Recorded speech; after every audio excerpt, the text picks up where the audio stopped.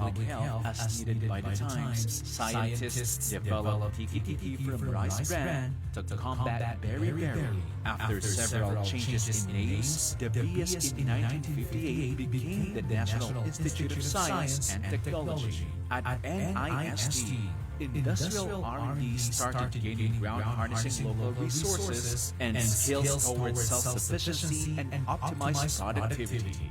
Finally, in 1987, NIST transformed Bulletproof into an Industrial R&D Institute and was aptly named Industrial Technology Development Institute or ITDI. ITDI R&D now focuses on 5 major areas, all aimed at supporting and answering the needs of concerned industries. Food processing. We conduct R&D for the effective usage of local food materials and resources, and upgrade the quality of local food products and productivity of the food industry. Material science. We conduct R&D to develop materials essential to local industries and for industrial purposes using locally available resources. Chemicals and energy. We conduct R&D studies on the production of organic, inorganic, and pharmaceutical chemicals and substances and energy technologies systems from indigenous raw materials for industrial applications. Environment and biotechnology. R&D focuses on environmental concerns and specializes in applied microbiology. We develop ways and means to manage domestic and industrial wastes generated from various sources. Packaging technology. We strive to make local industries and their products globally competitive through world-class, innovative, and sustainable packaging technology. Aside from R&D, ITDI also provides technical services to help make local industries meet global standards, improve their productivity, and make them ready to compete in the international arena. These are carried out through tests and analyses of various products and processes, metrology services, and knowledge translation or technology transfer and commercialization initiatives. ITDI's national laboratories that are equipped with state-of-the-art equipment and ISO accredited take the lead in providing the technical services needed by industry. Its National Metrology Laboratory, or NML, establishes and maintains the national measurement standards for physical quantities such as mass, temperature, pressure, voltage, resistance, luminous intensity, and time interval and their dissemination to Filipino users, ensuring that these are accurate and internationally traceable. While tests and analysis and performance testing of various products and materials are provided by its Standards and Testing Division using current or updated methods and instruments. Its rubber testing facility has been upgraded by acquiring state-of-the-art testing equipment to enable it to offer complete testing services for manufactured rubber and be aligned with ASEAN integration. STD is also one of the pillars of One Lab, an IT-based referral system wherein the services of participating laboratories are integrated to hasten and broaden public access to testing services of laboratories nationwide in one click. Meanwhile, ADMATEL, or Advanced Device and Materials Testing Laboratory, is the country's most advanced failure analysis and materials characterization testing facility, enabling local industries to have their products tested locally, ensuring faster turnaround time and savings. In addition, ITDI's NanoLab provides nanotechnology-related technical services and R&D, testing and developing nanomaterials for various industrial applications. And for all these innovations and services to reach the production sector that may lead to the creation of businesses, ITDI conducts knowledge translation or technology transfer program. ITDI actively engages the use of quad media, radio, television, print, online, social media, and exhibitions to promote its technologies and services. These are complemented with other technology transfer initiatives such as technology offerings, consultative meetings or industry engagements, TRA, trainings, all aimed at accelerating or increasing the chances for technology adoption, application. Through the years, we tirelessly contributed in laying the foundation for STI in the country, ever committed to implement and achieve our mission. Remaining faithful to our core values. As we surge further into the future, ITDI solidly prepares an innovative ecosystem for new knowledge and technology to thrive. We are now aggressively pursuing the institutionalization of R&D initiatives and technical services that are attuned to current and emerging needs and help make us ready for Industry 4.0 or IR4. Indeed, from being a forerunner of science in the country, ITDI has emerged a trusted and competitive industry partner in accelerating national growth and development, driving local industries to be globally competitive and help make them ready for Industry 4.0, and ultimately uplift the quality of life of every Filipino through science, technology, and innovation. We are ITDI. Our business is industry.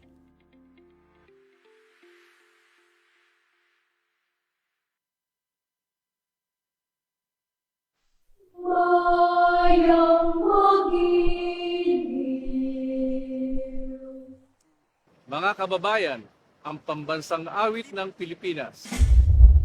Walang magiging presensilanganan, alam na puso sa ibig mo'y buhay. Lupang hinirang, luwid ka ng mag-ibig, sa manlulupi, di ka pasisihin. Sa dagat at punog, sa simoy at sa langit mabaka, may bigatong tulad, awit sa tunay ang minamahal. Ang isang ng matawat mo'y tagumpay na nagbibigay. Ang bituin na taranyang kailan ang may magdidinig. Lupa ng araw naman ating pagsinta. Buhay ay kahit sa piling mo. Ang iligaya ng parang may mga api. Ang mamatay ng dahil sa'yo.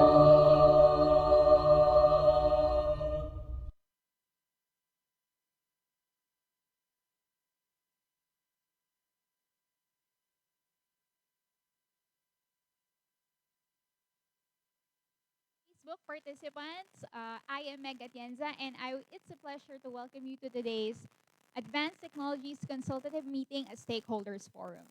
Today, we will be putting the spotlight to one of ITDI's novel technologies, the natural fiber thermoplastic composite. This technology is an industrial material made from agricultural waste and sawdust that can be an alternative to plastic and wood. And we have our speakers lined up for today to let you know more about this offering. But before we start up our formal program, may I call on the Director of the Industrial Technology Development Institute, Dr. Annabelle V. Briones, for her opening remarks.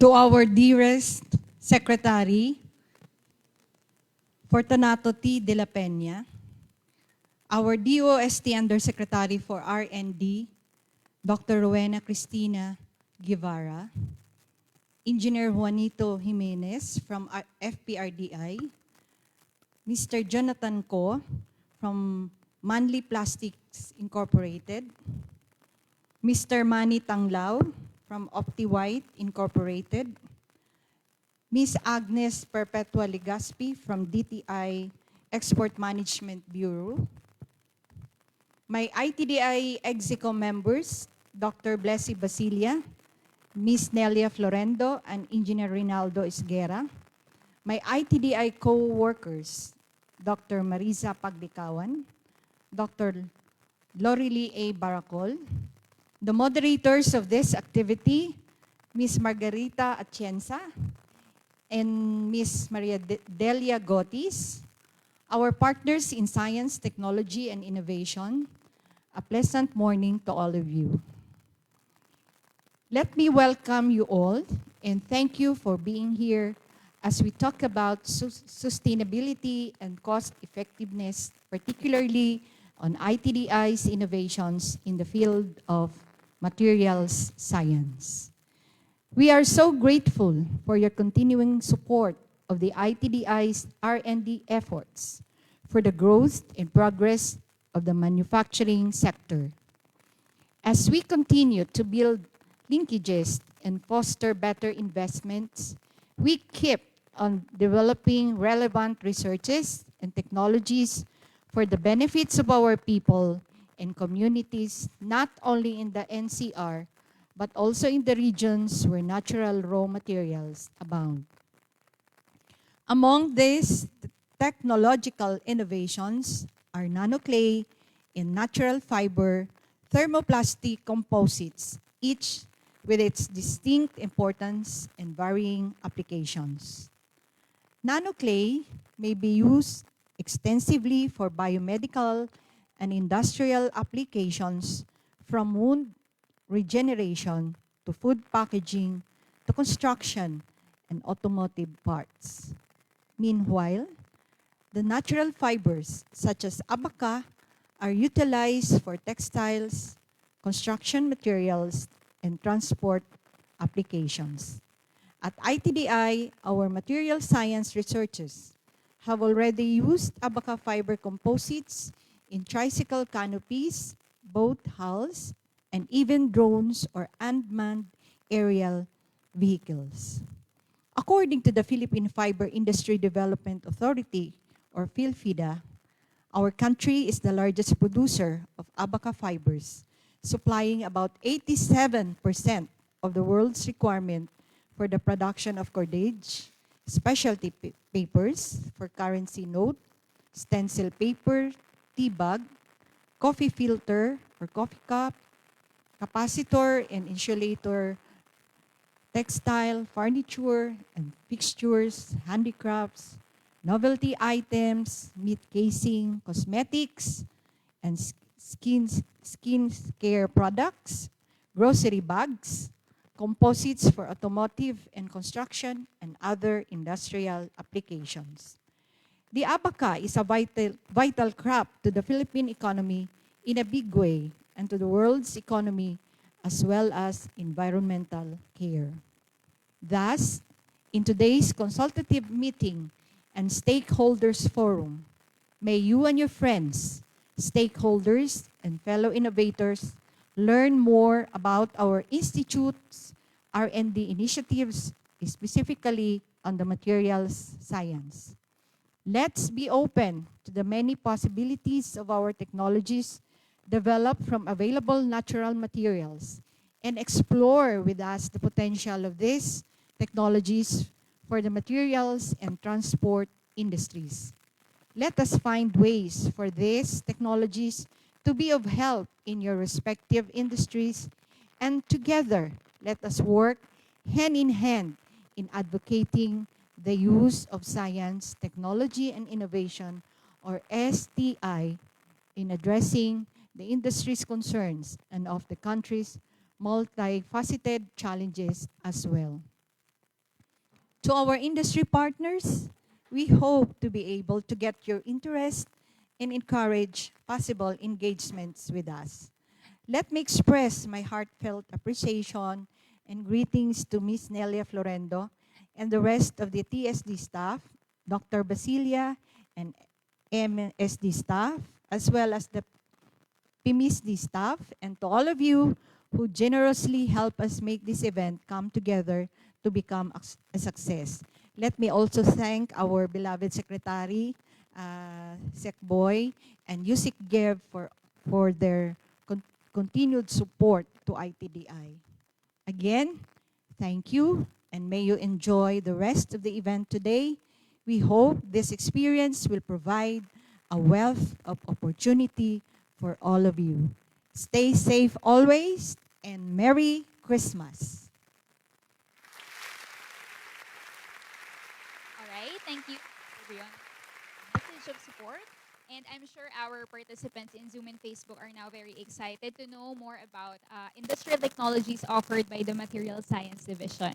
And now let us move on to the part of the program where our big bosses give the message of support to ITDI. First up, we have our hardworking Undersecretary for R&D, Dr. Rowena Cristina Guevara, for her message.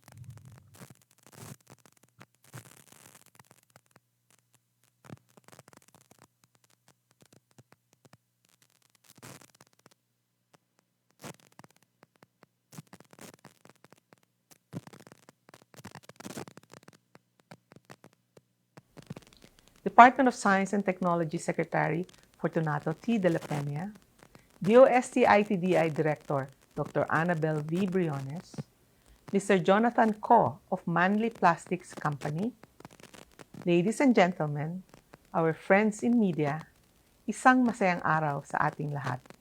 Magandang agham po sa inyong lahat. Today I am thankful for this opportunity to speak about scientific works and promote their importance and usefulness in our daily life.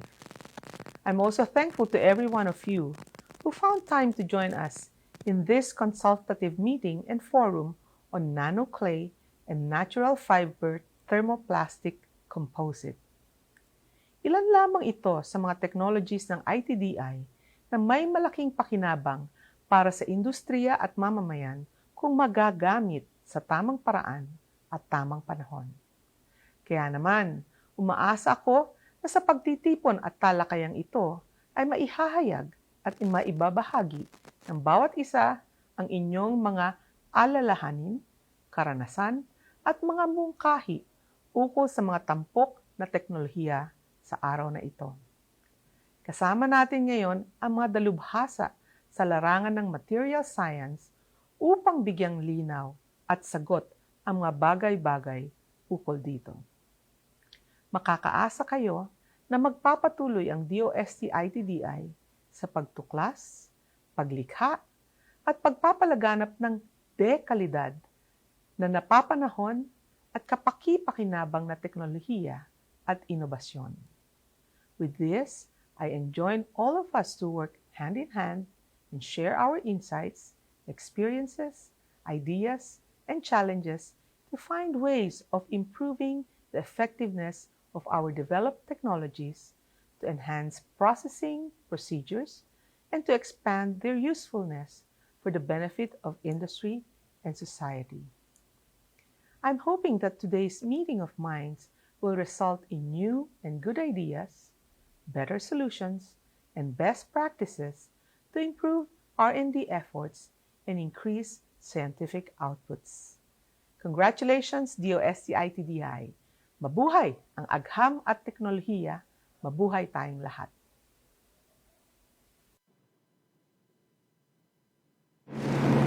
Isang mainit na pagbati at magandang araw sa ating lahat. Tunay ngang pinagpala ang araw na ito. To our business partners and friends, to our DOST officers and staff, and to our guest speakers who are taking time out to share with us their knowledge and experiences, I am excited to be with you today. Who wouldn't be? With us are the stalwarts of Philippine industry. Those people who drive and thrive on pushing the Philippines to attain socio-economic growth through businesses which create products and services that people purchase, which then creates more jobs. In the whole process, peace and order is attained. My role today is to give you the core message of these two meetings on natural fiber thermoplastic composites and nanoclay technology, and to share with you the important revelation of this event. We have been so used to doing what is mainstream, ubiquitous, common. Though this is what helps to support business to keep it out of the red, it has nevertheless resulted in us being stuck in what is comfortable and easy. We forgot what it is like to be unconventional, out of the ordinary. Some call these people mavericks. I am, however, more interested in the end result of the work of mavericks, which is innovation, out-of-the-box products and services, increased value added, high functionality. All these are what we would like to do today. We would like to encourage the meeting of the minds of our business stakeholders so that we can make unique products with universal functionality.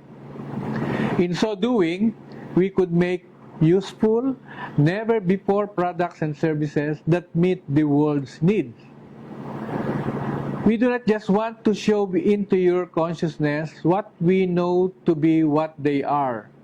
We want to pique your interest and curiosity in what things can become by going the extra nanometer. Today we will be discussing about two individual materials, your thermoplastic composite and nanoclay. Much research has been done about this during the past few decades.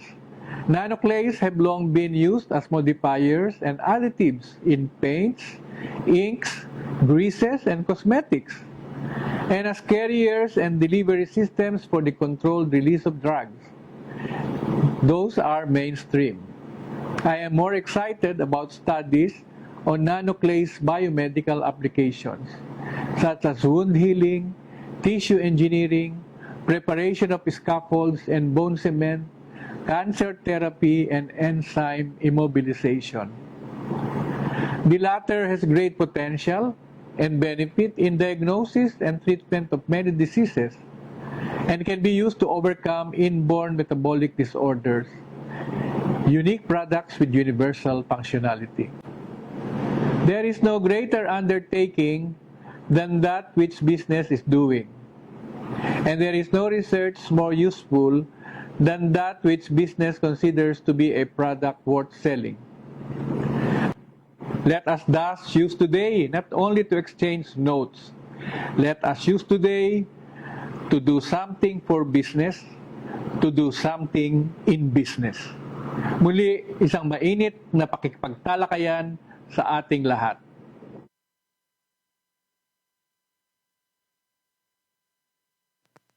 A virtual round of applause to our big bosses, our ever-supportive Undersecretary Yusek Geb, and our DOST Secretary Fortunato T. De La Peña. Thank you very much for your messages of support. Truly, ITDI is very humbled to be under your guidance.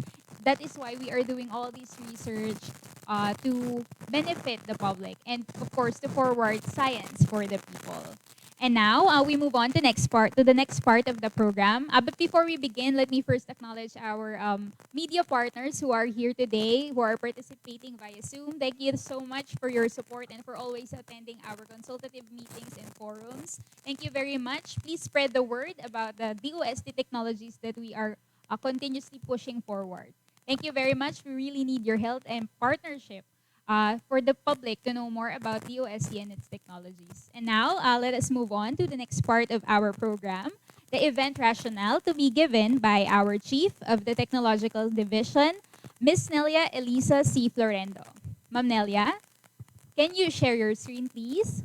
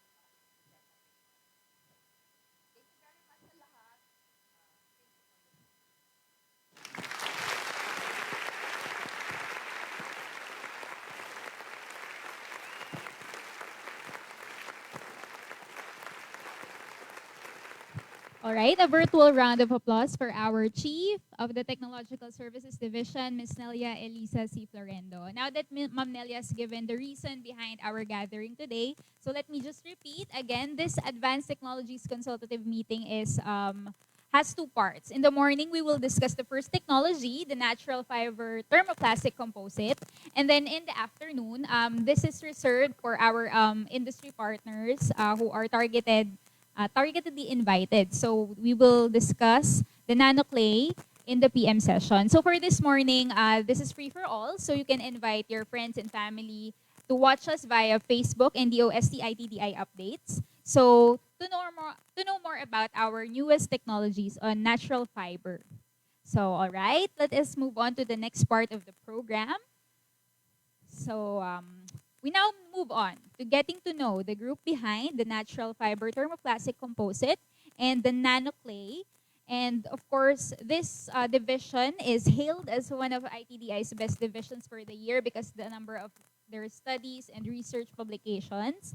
And to give us a background about ITDI and the Material Science Division, may I call on their chief, Dr. Blessy A. Basilia. A virtual round of applause for her, please.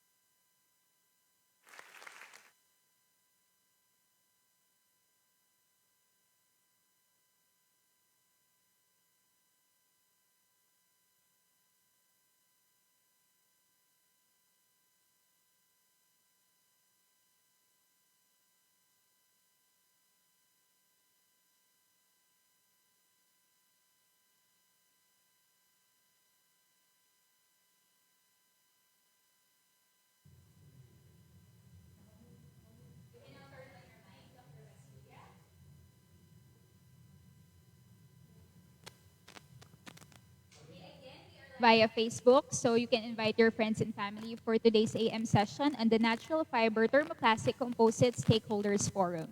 So just like us on Facebook at DOST ITDI Updates and on YouTube, we are also on YouTube. Please like DOST ITDI and get to know more about our livelihood technologies on calamansi processing and other food processing development products. So you can just go to DOST ITDI on YouTube and like and subscribe to us. Okay, good morning. Can you hear me? Hello? Presentation. Yes, ma'am. Can you hear me? Yes, Doc Bless, we can hear you. Okay, I just want to make sure. I could not control the slide. Can you please give the first slide of my presentation? Move it to the first slide. Another one. Okay. So you can now please change, yeah. Presentation mode, please. Oh. Okay, so good morning, everyone. My slide is moving. Can you please go to the first slide? I cannot control the slide on my side. Okay, so good morning again. I would like to acknowledge the presence of our distinguished officials of the Department of Science and Technology, headed by Secretary De La Peña and Yusek Guevara, and of course our ITDI Director, Director Briones, and the EXICOM members, as well as my colleagues at ITDI. And good morning to all the participants of today's advanced consultation meeting. I am proud to present to you the overview of the Material Science Division.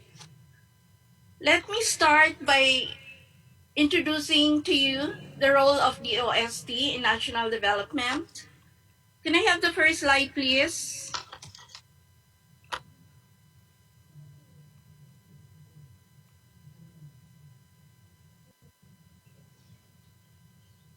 So DOST is a big organization, and it has 7 R&D agencies, and one of which is the Industrial Technology Development Institute. Under this institute of ITDI, we have 5 divisions. We have the Material Science Division, the Food Processing, Environmental and Biotech Division, Packaging Division, and the Chemicals and Energy Division. But today, I'm going to give you the activities under the Material Science Division. Next slide, please.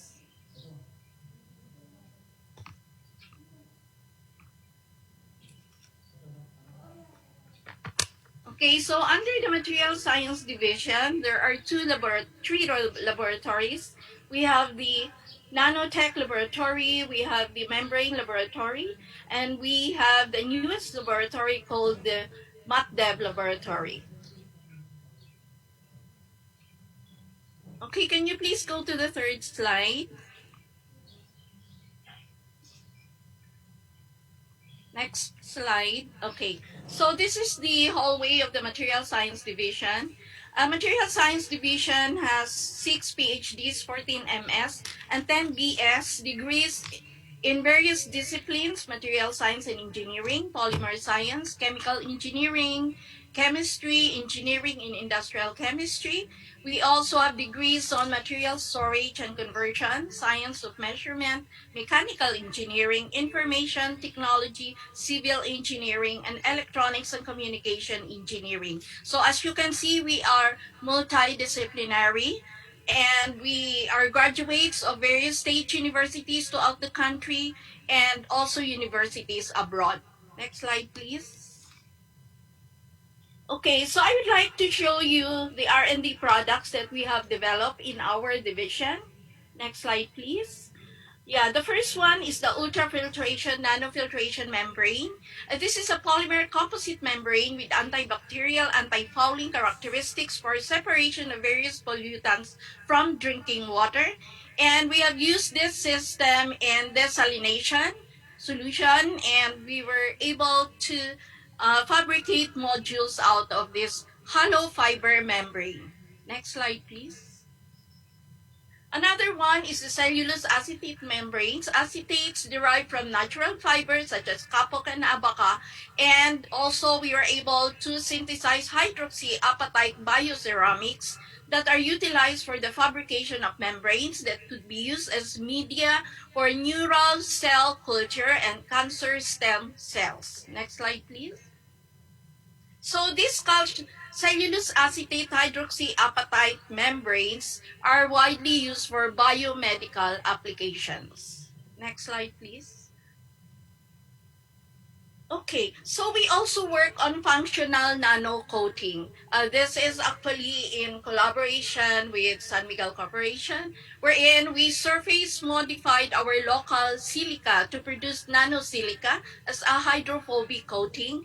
And this has applications in the field of electronics, household care, construction, automotive, or transportation industry.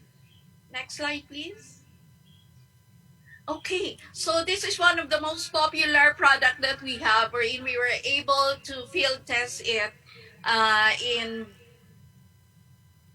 Bulacan and in Pampanga, wherein we developed a modified nano ceramic filter.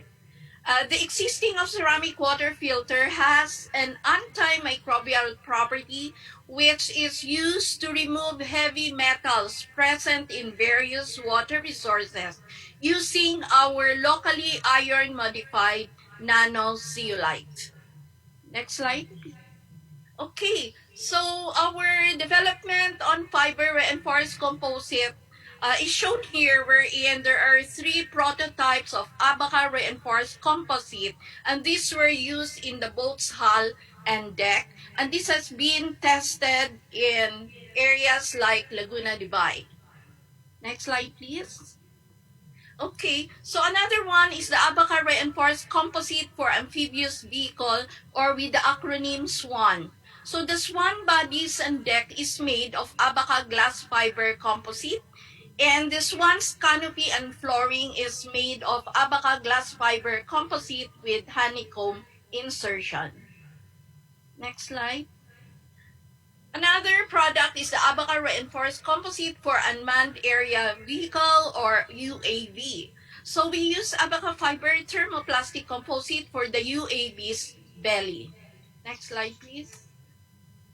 Okay, so for nanomaterials, we develop our own carbon quantum dots, and this was synthesized using industrial waste like the banana peels, the pineapple peels, wherein we develop our own carbon quantum dots or CQD.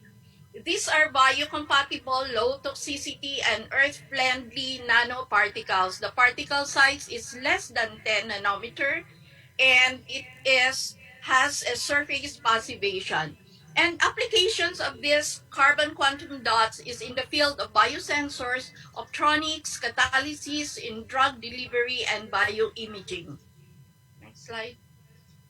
Okay, so in support to the need of the Philippine Army, we developed bulletproof materials for their bulletproof vest. So we localized the ballistic insert, which is made of ceramics, as well as the soft ballistic insert, which is made of natural fiber thermoplastic composites. Next slide. Okay, so our division developed our own nanomaterials such as the one shown here, which is the nano precipitated calcium carbonate or NPCC. This is in collaboration with KNE Industries. The deposit is located in Negros Oriental. So this particular material can be used as additive in thermoplastic film, as shown here in the photo. Next, please. Okay, of course, we synthesize our own nanoclay, and this will be discussed extensively this afternoon. So this has been adopted by OptiWhite Incorporated, and the interesting thing here is we synthesize our clay based on its molecular structure. So the clay is in platelet form. So if you mix it with the polymer by blending and annealing, the polymer will insert in between the clay platelet, providing a reinforcing effect. As a result, it will provide better strength and better impermeability of your product. Next slide, please. Okay, another material we synthesize is the Nano Ceolite, which is wherein we use the natural deposit in Pangasinan.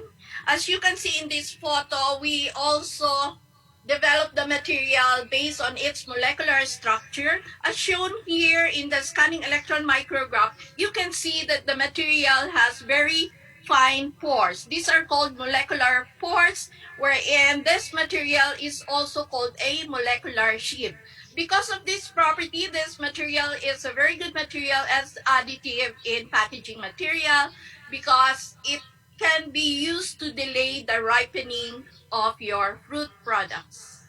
Next slide, please.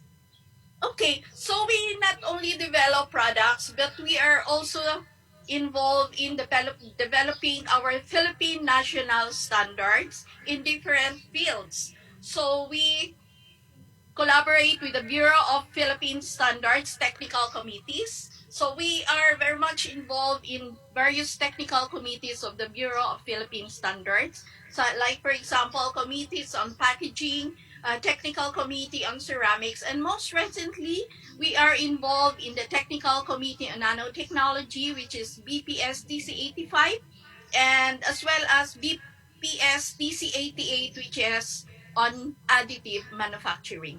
Next slide, please. So we send technical experts to attend meetings in the global ISO arena, which is the ISO TC 229. So our local experts attended meetings in Sydney, Australia, and also another meeting in Hangzhou, China. And the meeting for this year was held virtually because of the pandemic, and our experts participate in this deliberation of ISO standards. And since the Philippines is a P member, we have the voting power, and we could also propose our own standards to be approved to the global ISO. Next slide, please. Okay, so our division is also involved in hosting international forum, international meetings, and international conferences. Last year, we hosted the 16th Asia Nano Forum, which was held in Tagaytay City last May 2019, which was attended by a total of 18 member economies around the world. Next slide, please. So we actively participate in dialogues with the Europe and Asia delegates, and this is on nano safety. So this meeting, which was held annually, started in 2017 and held in Vienna in Thailand. And this year it was held in Vienna. However, due to the pandemic, we participated this meeting virtually. So the Philippines presented a paper on evaluation of acute toxicity and aquatic toxicity of titanium dioxide nanoparticles. Next slide, please. So we hosted the first international nanotechnology conference in the Philippines, and this was attended by foreign delegates throughout the world, and we were able to gather more than 350 delegates to attend this international nanotech conference. Next slide, please. Okay, so our division spearheaded the environmental health and safety research in the risk assessment of nanomaterials. As you know, nanotechnology is here, and a lot of nano products is sold everywhere, so we need to check its health and safety aspect.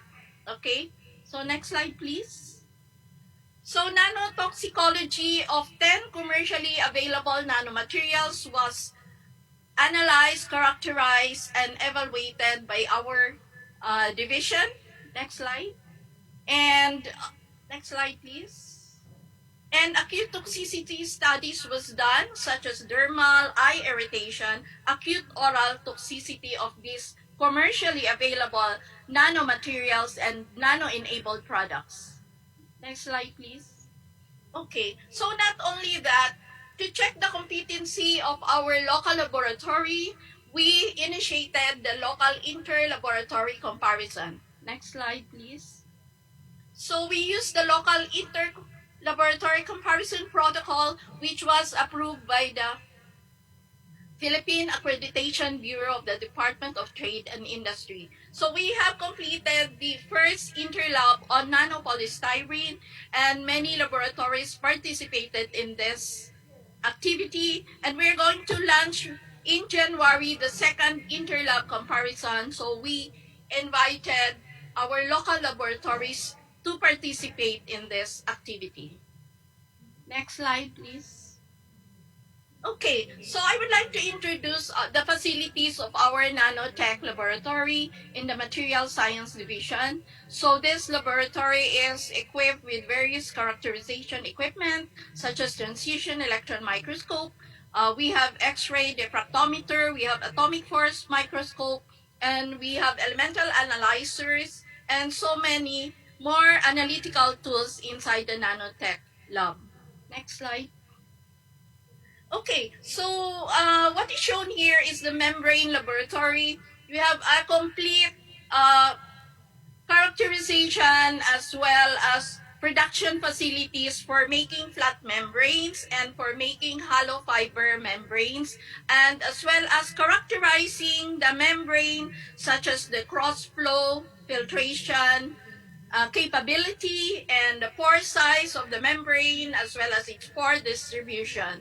And you could also fabricate your hollow fiber membrane and produce the module itself. All these facilities are available in our membrane laboratory. Next slide, please.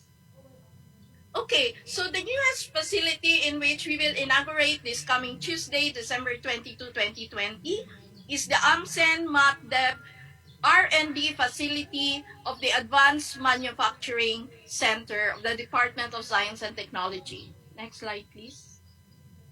So this facility will provide services such as training, education formation, materials R&D, ceramics, on ceramics, polymers, composites, metals, and also provide or assist you in design concepts, R&D collaboration, prototyping, testing, evaluation, and we are very much involved. We would like the industry to also get involved in policy standards.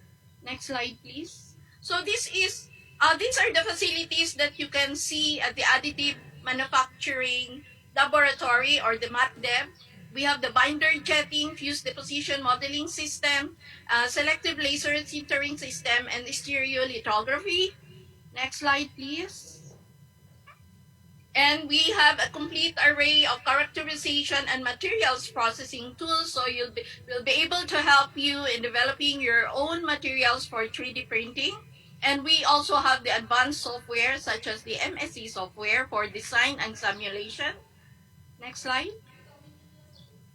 And of course, these are supported by the materials characterization tools that are available at the Nano Lab. Next slide, please. And characterization tools available at the Advanced Device Materials Testing Lab or the ADMATEF. Next slide, please.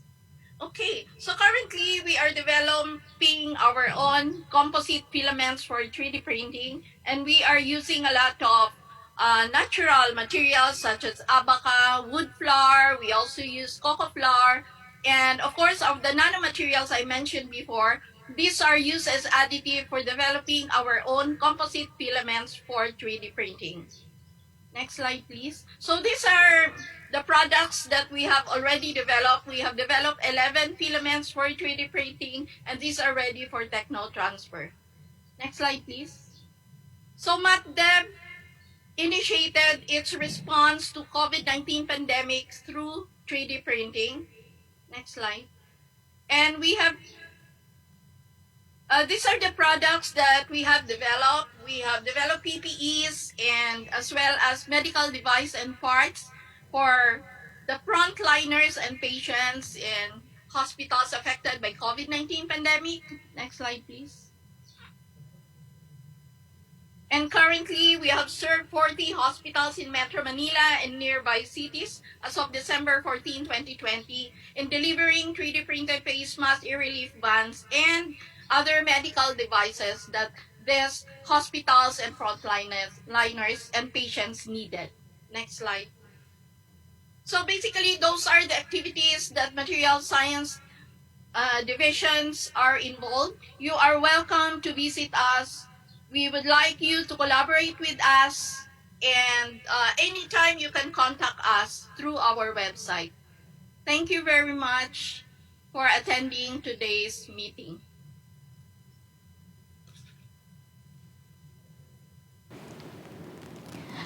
Okay, thank you very much, Dr. Basilia, for that very comprehensive presentation on what the Material Science Division does. So hindi na po nakakapagtaka kung bakit nga awarded ang Material Science Division as one of the most productive divisions of the Industrial Technology Development Institute. Kitang-kita nyo naman po, yung mga projects na ina-undertake nila, hindi lang basta simple. So again, just like what Dr. Basilia said, MSD and ITDI is very open if you are interested for collaboration and research technologies that you would like to adopt. We are very much open. Just message us on Facebook, DOST ITDI updates. All right, so let us move on to the next part of our event. And again, before I introduce our next speaker, shout out po sa ating mga participants sa Facebook. We have our friends from the media. And I would like to acknowledge Gabriel Edgel Jr., and we have Ms. Shane Pe from the Philippines Events News TV. And we have here also Mr. Antonio Salceda. Thank you very much to our media partners for continuously supporting us. Please like and share our page so more people can see our event for this morning. All right, so again, to our Zoom participants, good morning as well. Okay, so we will move on to the next speaker. So our next speaker is an assistant scientist stationed in the Forest Products Research Development Institute in Los Baños. He is an expert in wood seasoning, consumer products testing of furniture and plywood, and thermal modification. In 2013, he was awarded as the recipient of the Most Outstanding Young Scientist Award in the field of utilization research in forestry and natural resources. To talk about the sustainability of agricultural wastes and wood wastes, please welcome Engineer Juanito Jimenez. A virtual round of applause, please.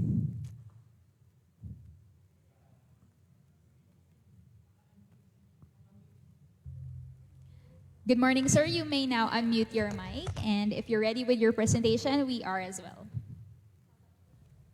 Yes, hello, good morning.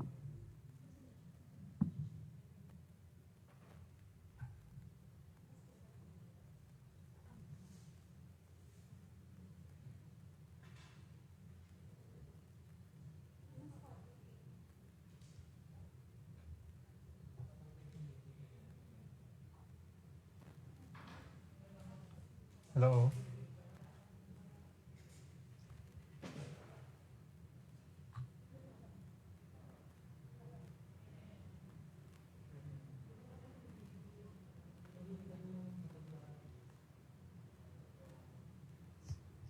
Hello, good morning. Good morning, everyone. Can you hear me?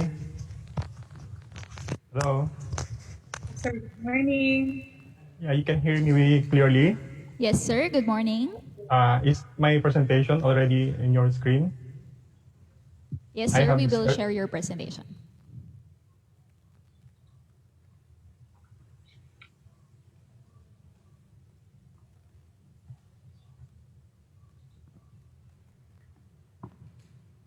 Hello, can you see the first slide already?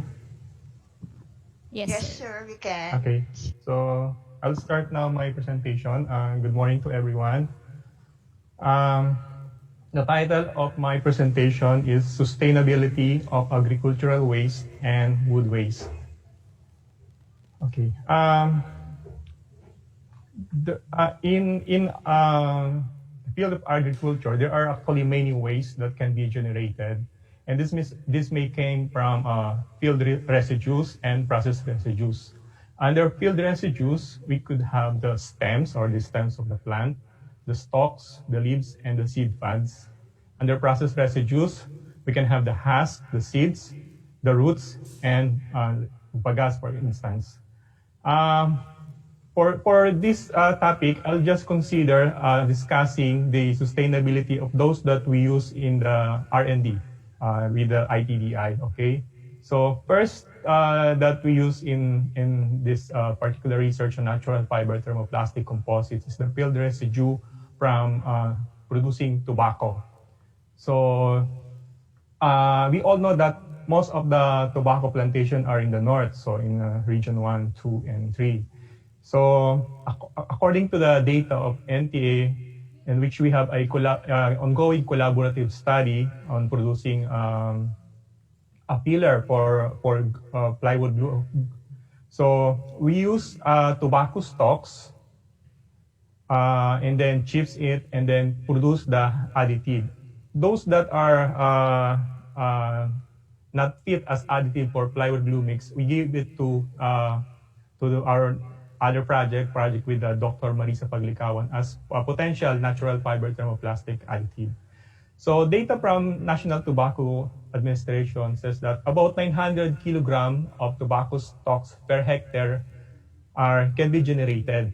And in year 2019, the total tobacco plantation is about 18,912 hectares.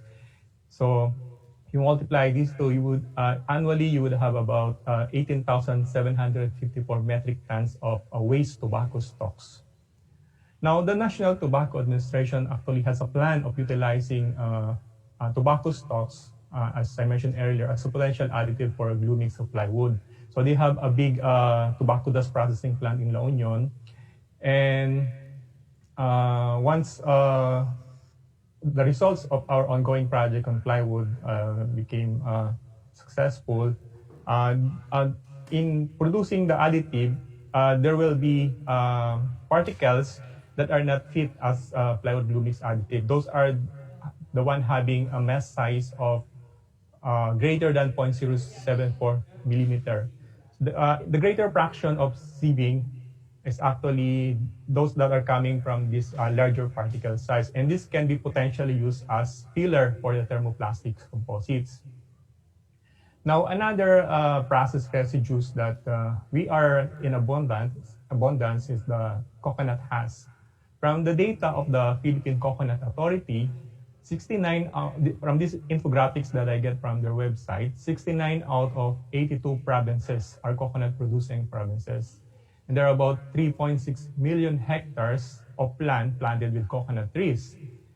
And there are about 2.5 million coconut farmers and 347 million fruit-bearing trees in the country. So annually, there are about 14.7 million metric tons of nuts produced. And from the study I obtained from Onwood Decky, they said that coconut fruit consists of 4 parts, about 35% husk, 12% shell, 28% meat or the kernel, and 15% water. So if we multiply the 14.7 million metric tons with 35%, we would have about 5.15 million metric tons of husk available as material for reinforcing our thermoplastic composites. Now, although there are various other uses for the husk, there are actually excess. So this in this graph, I'm just showing here that from 2011 to 2019, so consistently we have about we are producing about 15 million metric tons of the nut or the coconut fruit. So current uses, we have many uses of the coconut husk. And one we have here in Laguna, located in South Publish, the Filipinas Ecofiber Corporation, in which we get our husk or the cocoa coir used in the study. So they are actually producing cocoa peat or dust and the coconut coir, which we use in the thermoplastic study. And actually, there are many products that you can get from the coconut husk. You can make household products like floor mat, doormat, and cocoa pots and rope. And most importantly, ito as geotextile to prevent soil erosion and sloping mountain. And as road disinfectant man for vehicles to prevent COVID-19 spread. Okay. So they are producing also yung mga potting soils mixed with coconut and cocoa chips or cocoa chunks used as fuel. Okay. Another process residues that we use in the study is the one that came from sugarcane plant. Okay. So we all know from sugarcane plantations, it will be brought to the sugarcane or mill factory and then processed to make sugar. And then the resulting waste is the bagasse. So the bagasse waste is the one also used in the current study as raw material for the natural fiber thermoplastic composites as reinforcing filler. Now, where are the location of these sugar mills? So from this data I get from the Sugar Regulatory Administration, in Luzon we have 6 sugar mills, 1 in Region 2, 2 in Region 3, 2 in Region 4A. These are both in Batangas, and 1 in Region 5. So in Luzon, the total rated capacity is about 33,700 tons of canes per day. But the big bulk of waste that we could probably obtain from is the one that are coming from the Visayas. So in Negros alone, there are 13 sugar mills. So and the total rated capacity is about 97,500 tons of canes per day. So in the whole Visayas, the combined sugar the materials available is about 123 tons canes per day. Ito yung rated capacity ng mga sugar plants sa Visayas. In Mindanao, there are 6 sugar mills. So with a total rated capacity about 38,300. So you can see we have lots of plenty or abundance of natural fiber that we may be able to use in reinforcing the thermoplastics. Now, another thing that another material, sustainable material that we use in the study is the wood as filler and thermoplastic composites. Now, shown in this photo is a picture of a 3-year-old palcata trees. Now, wood from sustainably managed plantation trees are a good source of natural fibers for thermoplastic composites. In other countries, the industry of wood plastic composites are very successful using waste wood from primary and secondary processing of wood. Wood plastic composites are used primarily as decking, cladding, and other architectural accents of building and structures. Now, these are some of the samples that available abroad and now are being introduced in the country by our local builders. So, sample, and this is photo are shown are the sample of WPC or the wood plastic composite decking. So, mapapansin nyo in this left corner photo yung sample ng mga WPC planks na halo yung gitna. Kaya halo yan para hindi siya masyado mabigat. Kasi kung solid, medyo mabigat siya. So, and also, wood plastic may be used as in indoor application, so like yung mga door jambs or door panels. So actually, maraming ginagagamitan na ang wood plastic composites, and it's widely used abroad. So now our builders are introducing it in the Philippines in high-end resorts, hotel. If you are familiar with the Azure, yung nandiyan sa lang beside the SM Bikutan. So yung mga decking na ginamit doon sa kanilang pool area are WPCs or wood plastic composites. Now, where are we going to get the fiber or the wood fiber? So, the wood waste could actually come from the primary processing industry and the secondary or industries. We call it the primary processing and secondary processing. In the primary processing of drug or trees, dyan po pasok yung tinatawag ng sawmilling and then the veneer in plywood. Now, the waste generation of these two industries range from 30 to 45%. And sa secondary process naman, nandito yung mga furniture manufacturing and the sash and joinery factory. So the waste of these two industries are the sawdust chips, planer shavings, trimming, sanding dust, and others. So, for this to be able to be used in natural fiber thermoplastic composite, we have to do additional processing. We have to convert it to fine particles as reinforcing material for thermoplastic composites. Now, if you would ask, what is the sustainability of the wood if you would use it as reinforcing material for thermoplastic composites? So, shown in here data is the one I get from the Philippine Forestry Statistics. This pie chart shown here is the source of the roundwood production. So the one that we are getting now from the natural lagoon are very small percentage, so just 868 cubic meter, while the planted ones are 947,236 cubic meter. So most of the wood being used now by the wood industry are actually coming from the sustainable plantation forest.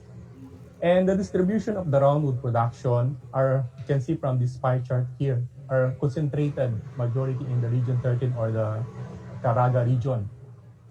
And some in region 9, region 10, and region 4A, and then the others.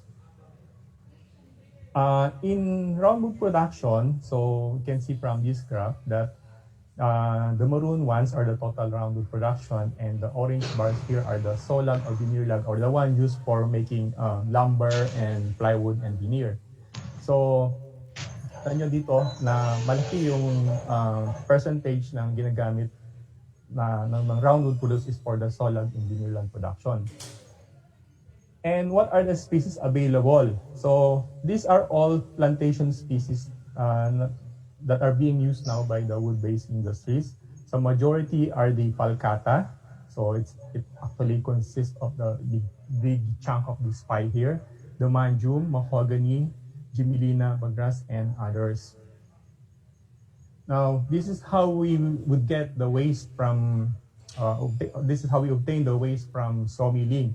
So if you have it the log, then you cut it into several sizes of lumbers, you generate actually sawdust from sawmilling. These sawdust are actually just waste that are just being used as compost or hindi siya pwede actually gamitin as gatong sa boiler. Pala yung binigay mo sa akin dati.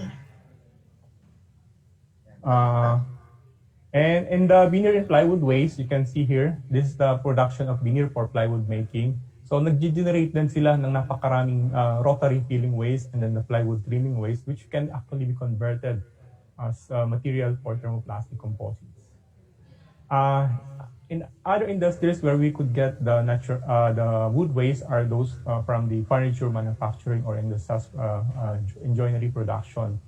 So we can get the waste from the timber cutting, molding, component fabrication, assembly operation, and then the finishing and packing. Okay.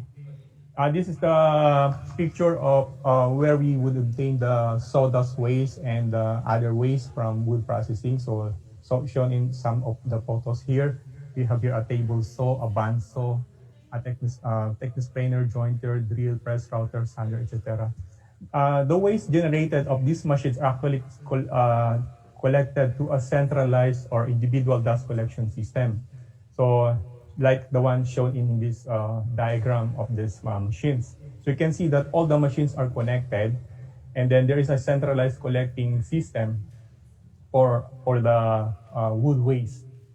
So ang maganda with the wood waste coming from the furniture industry or the SAS and molding factories that they are already dry to 10 to 12%. So yung further processing na gagawin nila is drying and then sieving and hammer milling to reduce further the particle size into smaller ones. Now, shown in this table is the study of Nyanba et al. In 2019. It says it's the unlocking the economic value and sustainable furniture manufacturing through recycling and reuse of sawdust.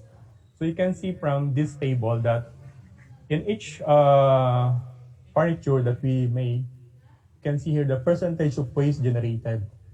So let's, for instance, in making a dining table, 25.1% of the volume of lumber are actually just waste.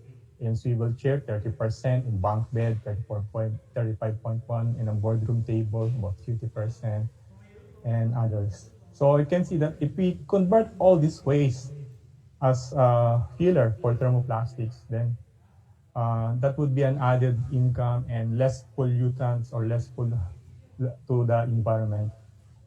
Now, this is the process of how we conducted the conversion of the agri and wood waste from primary processing. So the agri waste or wood waste from primary process, we collected it, we sort it, and then we chip it. This is shown in this photo, and then we dry to 2% moisture content using a biomass-fired rotary dryer, and then we hammer mill, and then we screen using a vibratory zebra with various mesh sizes, and then from there we obtain the wood or natural or agricultural waste filler for the thermoplastics. Now, I would prefer using the sawdust kasi sabi ko nga kanina is that from sawdust or the waste from the furniture manufacturing are already dry to 10 to 12%. So if we ang gagawin na lang natin is we dry it a little to 2% moisture content for the manufacture of thermoplastic. Then we screen, and then we hammer mill, and then yung hammer mill, those yung mga particle size na malalaki pa, and then we go back to screening, and then there we go. We will have the sawdust filler for thermoplastics. So we could make various products from thermoplastics, and like this one, we have samples of a decking or flooring, and then the cladding of a building. Okay, so for the summary and recommendations, we can say that the agricultural waste and wood waste are both sustainable material for producing natural fiber thermoplastic composites. The use of sawdust from secondary processing, example, furniture manufacture, is more cost efficient than the other waste fibers due to reduced processing operations. The study on using mixed composition of natural fibers is recommended. It is recommended also to do further study or analysis or case studies on the economics of value adding to these waste materials to determine which are more feasible to be used as filler or enforcing materials for thermoplastic composites.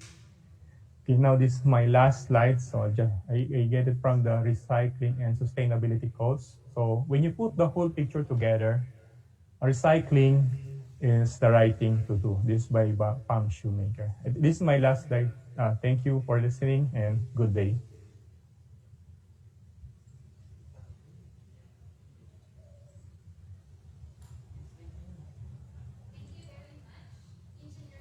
for your very informative presentation. Again, a virtual round of applause for Engineer Jimenez for his presentation.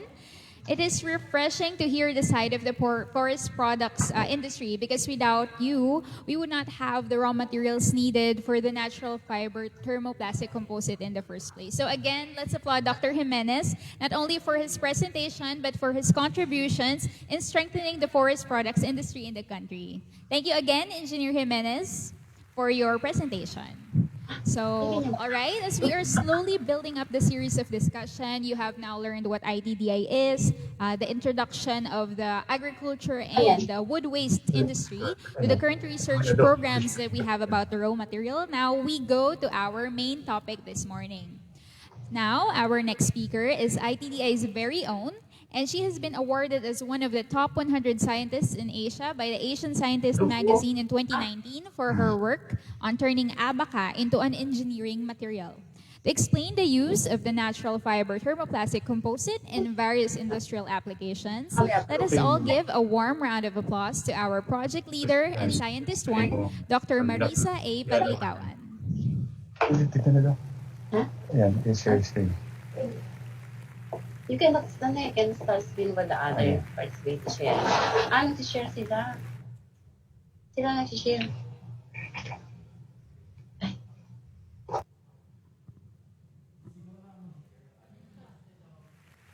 Good morning, ma'am. You may now share your presentation.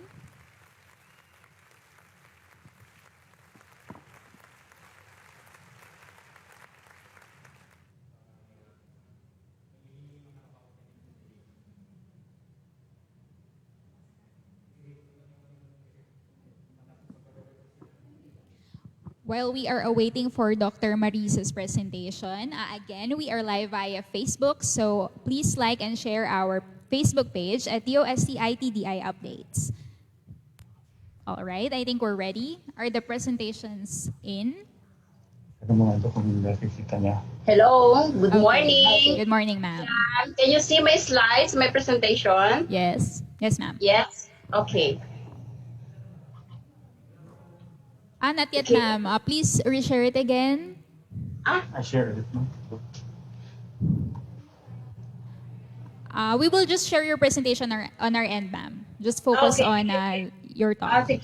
Okay. Is it ready, team? Okay, thank you. I hope the latest one. So, hindi na to. Paano to? Hindi na. Balisan sila na lang.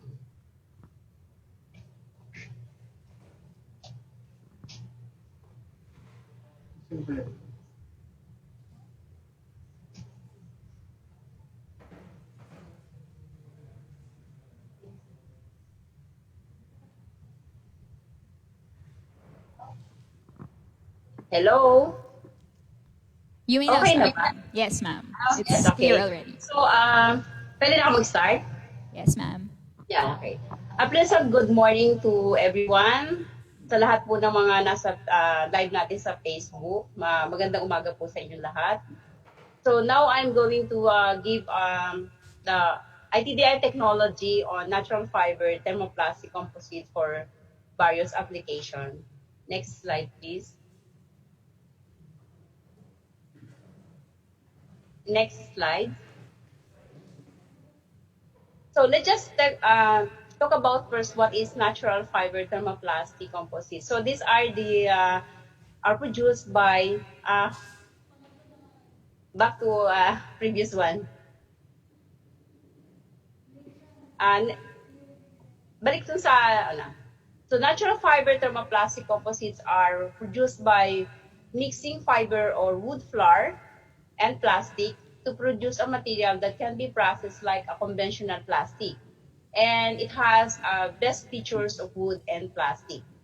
So sometimes they call this natural fiber thermoplastic, specifically when we use wood flour.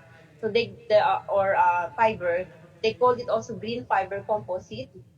Sometimes they call it also synthetic lumber or plastic lumber. And the most common one is wood polymer composites. And sometimes they use also biowood composite because most of the materials are composed of natural fiber or biodegradable fiber. Next slide, please. So let's just take a look of the global natural fiber composite in the market. Why we really taking into consideration of um, making this kind of technology here in the Philippines. As you can see in the figure, this natural fiber composite is expected to reach about 18.9 billion US dollar by year 2024. And as you can see also in the slides that, as mentioned by Engineer Jimenez, that wood is one of the raw materials, or wood waste are the main materials in producing natural fiber composites. And this type of natural fiber composites are shared by its application, which is mostly on the construction industry, followed by the automotive, and some of them are also used nowadays in electronics and other application or industrial application. Next slide, please.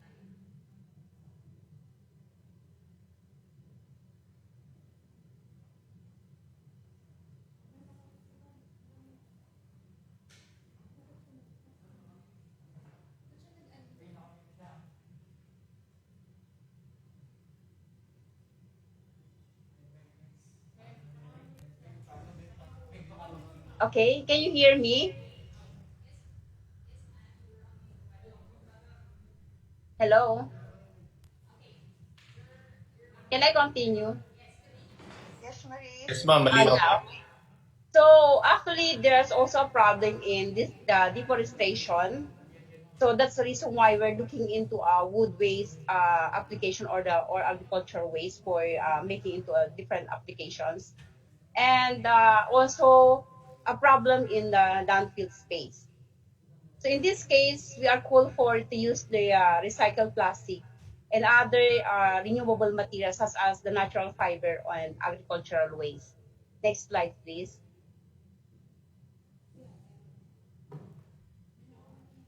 Next slide. So what are the benefits that we could see? We could benefits from this kind of technology.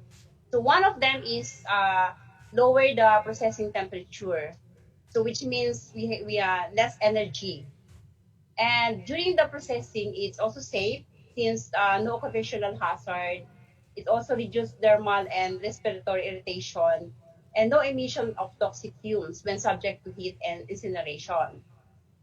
During also the process, especially in the injection molding, it can also reduce the cycle time about 30%. So which means it can increase productivity. It also can improve the dimensional stability. So it will increase its mechanical strength. Generally, because of the materials are made of natural material, so it's approximately about 10 to 20% lower its specific gravity, so making the material lighter. It also can reduce thermal expansion, so it's possible to increase the heat depletion temperature. And because of this combination of two different materials, it can also reduce the shrinkage and also low volume cost, and of course, carbon neutral. Next slide, please. Next slide. So our value proposition in this case is from waste, from trust to cast. So making that one from the waste to we will be able to produce high valued products. It is made from available recycled local agricultural waste fiber and industrial waste, making a product be heavy duty, non-toxic, lightweight, environment friendly, and suitable for various application. As you can see on the next slides, a lot of application that we can derive from this kind of technology. Next slide, please. Next slide, please. So what are those materials that we use here? As also already mentioned by Engineer Jimenez, we use for the agricultural waste fibers are the coir dust, bagasse, and pineapple fibers also. These pineapple fibers are those taken from the crown, not the one used for the textile. And also we use different species of tobaccos as stove.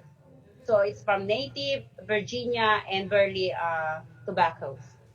So aside from that, we also use some wood waste, which are the palcata, mahogany, and mangkono.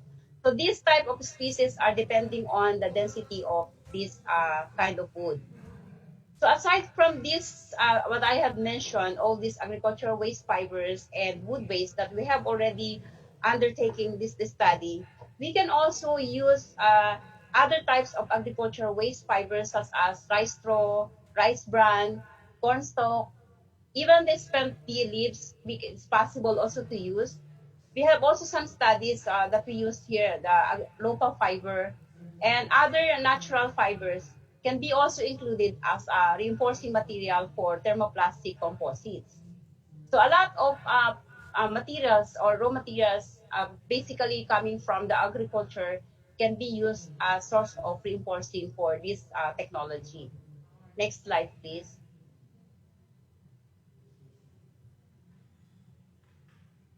Next slide, please.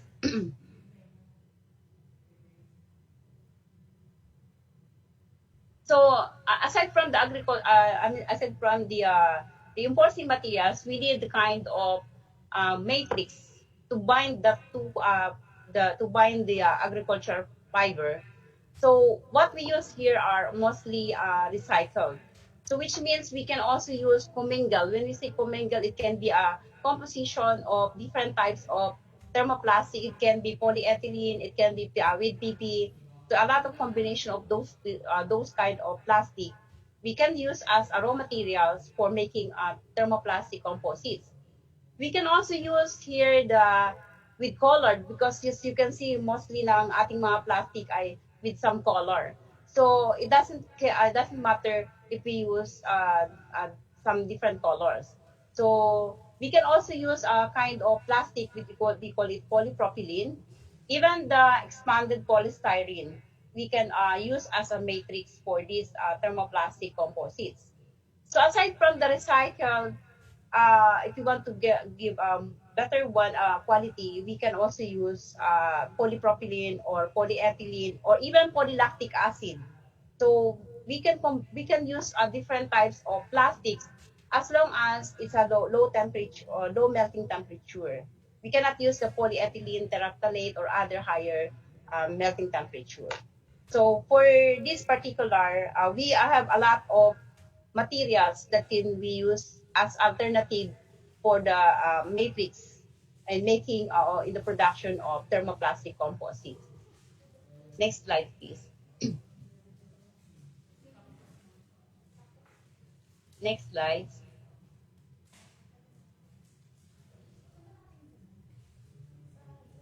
So the core technology is creating a technology that involves recycling of waste plastic, combining it with agricultural waste fiber and industrial waste that can be utilized for home furnitures and other industrial purposes. So you can see here we have the waste plastic. We add the kind of different fiber. It can be in the short fiber or the powder or flour fiber. And then we have the plastic, conventional thermoplastic equipment. It's just like an extruder to produce pellets. And this kind of pellets it can be a profile extruded products. It can be injection molded products. And even the additive manufacturing, we have 3D printed filaments and products. So there are a lot of products that we could obtain using these natural fiber reinforced composites. Next slides, please. So in the next slides, I will show some of the products that we obtain from this technology. This is actually the actual product with this injection molded products. It's a kind of tray made from different types of agricultural waste and or wood based thermoplastic composites. It has a features of being lightweight, and then it's also environment friendly, It can reduce injection time. It also proved that it is also increased its strength, especially the mechanical properties, and reduce the thermal expansion. And basically, it's also non-toxic. So there are not, aside from the injection molded products, we have more different products as shown here, like the building materials. So this is also what our target here, as already mentioned by Engineer Jimenez, that our target is for decking, fencing, wall panel, and ceiling systems. And we have done here some prototype products. These are the prototype products that we have produced out of our thermoplastic composites, which can be used a different design, used for decking, for wall panel, and then we can also use for cladding, and also like wood veneer cladding is different designs. And even we try the cable clip, which is normally it's made of pure plastic, and also the pipe splitter. So these are some of the application of thermoplastic composites. So aside from this, we are also and in the next slides, I just have to show some of the possible applications also out of the building materials. So this is also the decking. As you can see, this is commercially available, which I just have to show you some of them that it can be, we can produce similar to these applications. Next slide. Next slide. So it also for wall cladding panel. I already mentioned by Engineer Jimenez. Next slide. It's also possible for furnitures. Next slide, please. So it can be also used for furniture as long as we have the product. Yeah. So most of the characteristic, especially for the building materials, is this type of thermoplastic composites is dimensionally stable. It has a low thermal expansion, so it's very important. And mostly, if we compare to the wood, without any, not a composites, it's normally the wood attacked by termites. And this kind of building materials made from the thermoplastic composites is termite resistance. It has a low water absorption. Maybe you're thinking that it has will absorb more water, but no, it has a very low water absorption. And even it's also a decay resistance. It's also weather resistance. And it looks like a wood-like. It looks really like wood, but it's not really a wood. And it can maintain a natural color, but it's possible to be a paint. And we can also sew it and nail, and we can design it into a easy installation. So it's also possible that we just have to interlock each component. So the next slide, please. So aside from this, already I mentioned about the injection molded building materials, we can also use it for electronic accessories. This is one of the prototype that we produced in this technology. Uh, it's here. You can use for the telephone holder. It is environmental friendly, lightweight, it's durable, and it looks natural. So next slide, please. So another applications, which is now more popular, becoming popular here in the Philippines, as already mentioned by Doc Leslie Basilia, that our divisions has material development or for the additive manufacturing. We already produce 3D printing filaments from different types of natural or agricultural waste, and also the wood waste. So these are some of the examples that we use for making filament that we produce here in our laboratory. And these are the products that you can see using this filament from natural fiber thermoplastic composite. So it allows some different colors. Will depends on the type of natural or the agricultural waste or the also the plastic that we use. So what are the advantages of making these 3D printing filaments? So it you need only less materials and waste and energy. As already mentioned, that the when we want to produce a prototype, this kind of 3D printing will cost less months. So and then if we need to make a design, new design or new type of design, we can use the 3D printing or the additive manufacturing technology.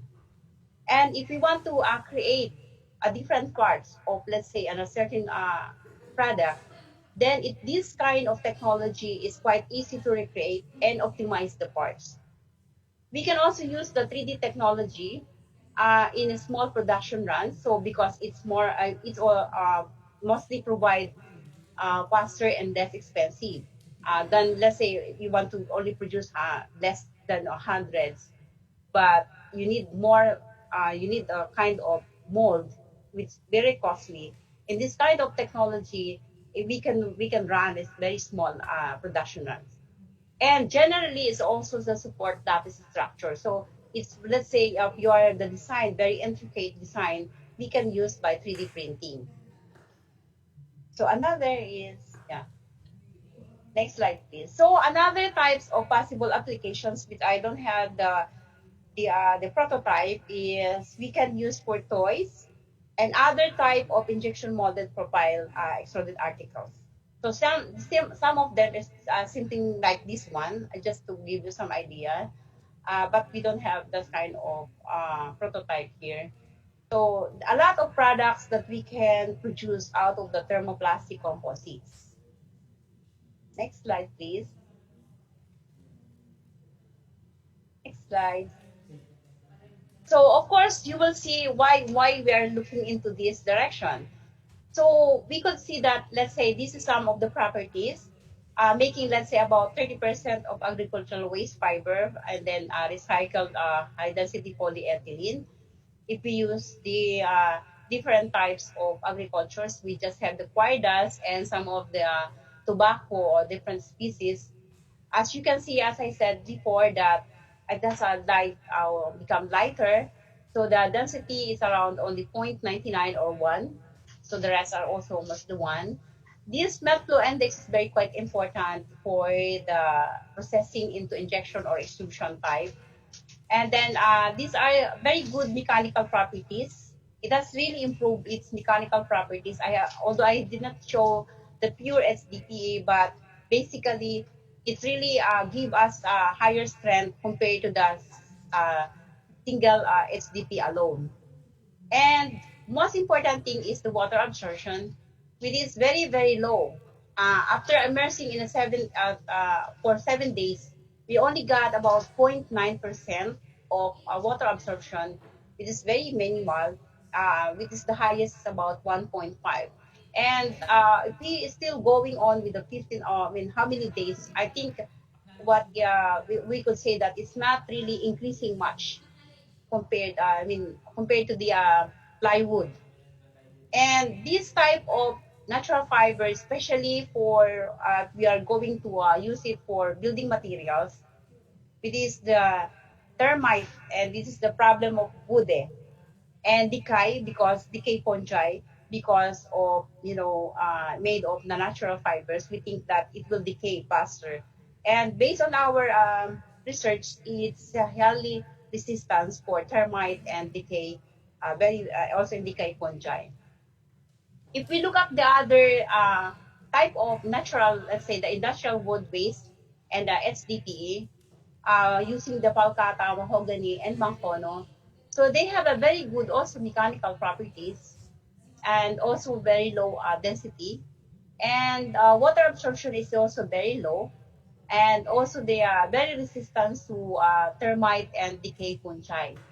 These values may be differ if we use a different types of matrix, like for example PP. PP is more tougher than PE.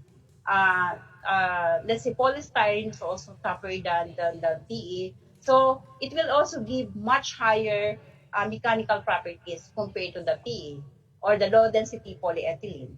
But generally, generally, whether it's using wood waste or different types of thermoplastic, it will give a higher mechanical properties.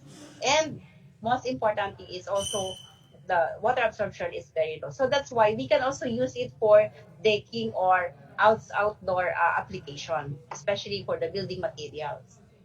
Next slide, please. Next slide. So, what's important thing is also is the financial viability, assuming that we have initial investment cost of 6 million coming from this is a kind of laboratory equipment, which is about 3 million, and then working capital for 3 months of 2.7 million, where you have the two laborers. And then we will produce a kind of pellets, which may be about 43 pesos per kilo. But they may differ depending on the type of natural fiber or the agricultural waste or the sawdust, because there are a lot of we cannot really pinpoint each different natural fiber. So what we have here is a general that may be around 43 pesos per kilo, and with the internal IRR of 58% with the payback period of 2 years. Next slide, please. So a lot of products that we really could obtain from this using this kind of technology, and also depending also on the amount of the natural fiber or the agricultural waste or the sawdust, we can vary from 10% to 50%. And lastly, before I end these presentations, I also would like to share with you the project team. Of course, headed by me, and with our division chief, Dr. Blessy Basilia, and there are all the 5 guys with me, helping me with this process, including also I also would like to acknowledge also our collaborators with this Mr. Jonathan Po of Mr. Manly Plastic. Next slide, please. Next slide, please. So this project is funded by the TAPI and Technicom and Fisher DOST. And I also would like to acknowledge the help or the assistance of the standard testing divisions of ITDI for helping us in our testing, Admatel as well. And of course, the technological services divisions for making this stakeholder forum be possible. And I hope this will become successful. And lastly, thank you very much for listening. And I hope I was able to give you some ideas, and I hope some of the industry will be willing to accept our technology or maybe talk to us needs more improvement. We are here to serve you and everybody. So again, thank you very much. All right, thank you very much, Dr. Padlikawan, for your comprehensive presentation about the various applications of the natural fiber thermoplastic composite. So I'm sure that our industry participants are very excited dahil nalaman na po nila kung ano yung hundreds of uses nitong technology na to na gawa pa at gumagamit po ng waste as raw material. So this is a very viable and sustainable opportunity for everyone dahil instead of plastics and actual wood, we are using waste here. So this is a very novel technology na I'm sure marami po sa inyo ang interested and gustong mag-invest. So now we move forward to the program where we explain to you how we can be your collaborator and how you can adopt these technologies. I'm sure you are all very interested and maybe you have questions in mind. Please reserve that for later. You can comment via Facebook or sa Zoom po natin. And if you want to speak, you may unmute later. So again, let us move on to the next part of the program where we talk about technology transfer. And to explain to us how this technology can be of use to you, we have our newest doctor. Kakagraduate lang po ng ating Supervising Science Research Specialist and the head of the Business Development Section of the Technological Division. Please welcome Dr. Laurel A. Baracol to explain to us the technology transfer mechanism of ITDI. Give it away, Ma'am Lee. So, thank you, Meg. Good morning po. So, pwede na ako mag-share screen? Yes, ma'am.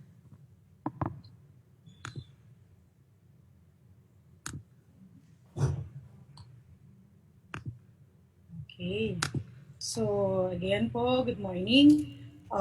Meg, okay ba yung audio? Clear naman? Yes, ma'am. Okay, so, yes, before just call me Miss Lee, especially dun sa Q&A natin mamaya. Okay, so allow me to get a few minutes of your time before I go directly to the technology transfer mechanism natin dito sa ITDI. I just want to give you some info. Ano nga po ba ang ITDI? So, I think some of our participants, especially those na lagi namin partner or lagi namin participants sa ating mga webinar, trainings, tech transfer activity, which is part of our promotion and marketing of our technology, kilala na ang ITDI. But for those few na hindi pa masyadong kilala, hindi pa kami popular sa kanila, so allow me to introduce or to give you some info about our institute. So, everybody knows na kami po ay under sa Department of Science and Technology. Isa po kami sa R&D Institute na who undertakes mga researches. Ang aming pong output ay technology which we want you to share to you, especially yung mga industries natin. But we are the only institute po na we are multidisciplinary industry. So ano po ba ito? So, yung iba po kasing industry, ibang institute naka-focus lang yan sa kung anong sector. But us, we have this environmental and biotechnology division. I will not deal in details po. We have this website naman. Pwede nyo pong makita kung ano yung mga functions and those list ng mga technology natin or researches na ginagawa ng ating mga R&D divisions. Okay, so the next po is our packaging technology. So, ano po bang ginagawa nila? So, packaging technology po, ito yung label and designing and give appropriate package sa mga technologies and product ninyo. Kasi, alam natin sa marketing, minsan kahit hindi natin alam yung taste na nasa loob ng product, basta nakita natin na it's well packaged and maganda yung packaging. It reflects kasi po, it gives kumbaga the aura of the product. So, yan po, sila po yan. And then we have this chemicals and energy division. We have this food processing division, and then we have our material science division, which our previous speakers ay na-introduce na extensively. And si Doc Marisa po, our scientist, yung kanya pong technology, our technology in focus today is nandito po sa ating materials and science division. So yun po. Then the second is technical services. So, being a partner of our industry sa ating in terms of science and technology innovation, we have this diverse array of technical services. To name a few po, we have this ADMATEL. So, pag sinerch nyo po yan, lalabas yan yung function na. We have this Philippine ETV or Environmental Technology Verification. Meron din po tayong yung One Lab natin. So, marami pong mga services ang ino-offer nitong ating mga state-of-the-art laboratories. Okay. And then the last slides po, which is what we're doing now, part of our objective is the technology transfer and commercialization, which I belong po. Kami po ni Ma'am Nelia, our speaker kanina po.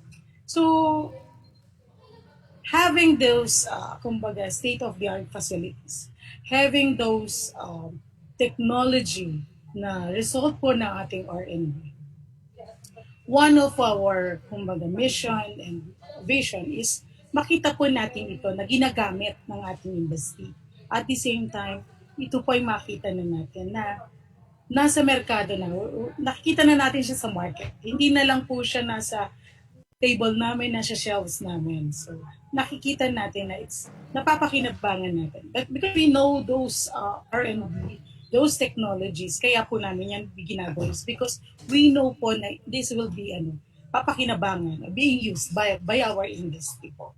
So, paano namin ginagawa itong technology transfer mechanism? So, through mga stakeholders meeting, we have this technology offering which last week lang po, for the year, nag-offer tayo nitong ating techno offering. So, fini-feature po natin dito yung mga technologies coming from our R&D, paulit-ulit ko po yung sasabihin, from our institute, R&D division of our institute. So we also conducted mga consultative meeting. We have fora, and then this year po medyo because of our pandemic or COVID-19, medyo nabawasan ang ating face-to-face mga activities for this tech transfer, pero hindi po ito kumbaga pumigil sa ating mga technology transfer officers and our institute na ma-promote and ibigay namin sa inyo mga information that you need. So through this platform, this web, Zoom, webinar, Facebook, so we continue to promote our technologies. So yun po.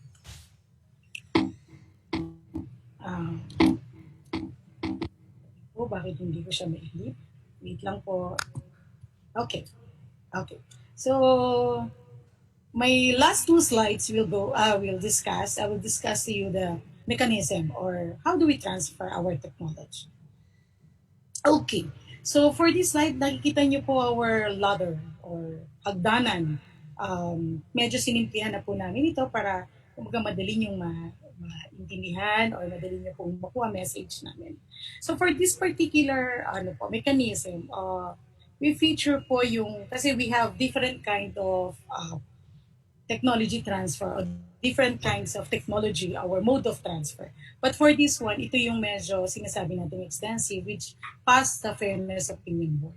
So ito po yung mga technologies which is naka-IP protection po. So, how do you start? Those mga interested po dyan, mga viewers natin, mga attendees natin. So a simple letter of intent, if you're interested in our feature technology, our composite, diba po? A simple letter of intent po, email lang sa amin. You just put in your letter that you are interested in our technology. And then, after that, we will answer po and then we will give you some details, ano po yung mga kailangan niyo. In the upper right of your screen, makikita niyo po there are some documents that you need to submit. Company profile, a business plan. But this is, I think po, sa mga existing na natin, mga existing businessman na natin. But for those po na museums na may mga lacking document po kayo dito, just inform us, just email us, and titingnan po natin kasi there are some documents na pwede na po nating, kumbaga, i-replace. Like, kung ito mga audited financial statement, if halimbawa po mag-start pa lang kayo, pwede pong palitan ito ng halimbawa mga bank details. Hindi kami auditors, but we require that kasi we want the sustainability of adoption. Kasi syempre po, alam natin once we adopt a technology, it needs money, it needs investment. So, gusto naman po natin matuloy-tuloy, may sustainability. So, yan po, registration, SEC, DTI, Mayor's Permit, which kung ano pong applicable. And then, kung mga existing na po kayo, just give us 3 to 5 clients with contact details for references. Okay, so I'll go back to the ladder. So, after the letter of intent, we will set a meeting with you kasi we will talk about the details. What you really needs, what's your plan, and then sasagutin po natin isa-isa yung mga inquiries niyo. Kasi syempre, with this platform po, medyo generalized. So, we will sit down and talk the details of our possible partnership. For those meetings po that our mga scientists and our mga researcher needs to, may mga tanong po kayo in terms of mga process na, we require po a non-disclosure agreement. So, it means po na what you've learned from those meetings, makukuha niyo po mga information, hindi po kayo inaalaw na i-transfer yun into third party or magamit yun kung hindi pa po kayo naka-agreement with us. Wala pa po tayong pinipirma. Okay. And then another part po is the technology need assessment. So ito po ay details of knowing talaga what's your, like yung resources pong available sa inyo. Kasi there are some equipments we require to process this ating composites technology. So baka po may existing na kayo. So makakabawas na po yan sa inyong mga investment. And then we also know, halimbawa po kasi we will process the waste product na coming from the operation. Titingnan din po natin if the venue is, kumbaga, meron tayong pwedeng pag-dispose ng ating mga waste. Kasi po may batas po tayo dyan. So, dito po sa ITDI, hindi lang po basta kami nagtatransfer. Siyempre po, we follow some policies and mga to protect our environment, not only our environment, the people, mga safety mechanism. Actually po sa mga products naman process natin, mga food products, yung mga GMP compliance, nag-check din po tayo niyan. So, yun po. So, sa TNA, kumbaga, this is a scanning. Everything po titingnan natin para po, kumbaga, ma-detailed natin and then mabigay natin talaga what's you really need. Okay. And here din po sa consultative meeting I mentioned, pinag-uusapan na po natin yung role ng bawat isa. Us as technology generator and you as our client as technology adapter. So after that po, we will proceed to the next stage. We will draft the agreement. So here po sa agreement, ilalagay po natin what's our role, ITDI, and your role as an adapter. Okay, so ano na po yan details. And it will pass through a review, not only us, but you po as our taker. Okay, we will comment and then pag po na-finalize natin yan, there will be a signing. And then for this particular example po, which is protected by IP po, kanina na nabanggit po, this transaction will pass on the Fairness Opinion Board. Here naman po, it's a group of 2 to 3 persons. Titingnan po niya, they will look upon the fairness of the transaction. Not only because sa ITDI, but also in your, your, as an adapter, titingnan niya po kung fair ang transaction natin. Okay, after passing that, the last ladder po is the technology transfer implementation. So ano po ba yan? So dyan po, we fully transfer to you the knowledge and how to do the technology. Okay, part po nun is to conduct a training, mga consultations. So habang naka-agreement po kayo sa amin, 3 to 5 years, nakasalalay po kami sa inyo, nakaalalay po kami sa inyo. There will be mga consultations na kailangan nyo, and if there will be some troubleshooting or some, di naman po natin mayalas, kahit anong transaction or any relationship, meron pong mga konti magiging problem. But don't worry po, ITDI is there as your partner po. So, yun po. Okay? For the next slide po. Yes, ito po yung I've mentioned a while ago that there are some classifications po ng ITDI technologies. The one I discussed in my previous slide is the commercialization na. So ito po yung sinasabi ko sa inyo na protected by a patent property rights. So there will be a tech fee, a minimal tech fee po. It's a one-time fee. Pag nirenew po, hindi niyo na po ito babayaran. First time lang po ito. And then there will be a running royalties. We estimate mga around 1% to 3% lang po ito. So, of your production. Yan po. And then, like I mentioned to you, for commercialization technologies, for commercialization po na technologies natin, nagpapas po ito sa Fairness Opinion Board where I discuss po yung role nito and functions. And then this will be covered by the Technology Licensing Agreement. Ito po yung documents. Ito po yung kanina nabanggit ko sa inyo na signed by all parties concerned and stipulate po in details the roles and obligations of each parties. And then yun nga po, ang mode of transfer natin dito ay licensing.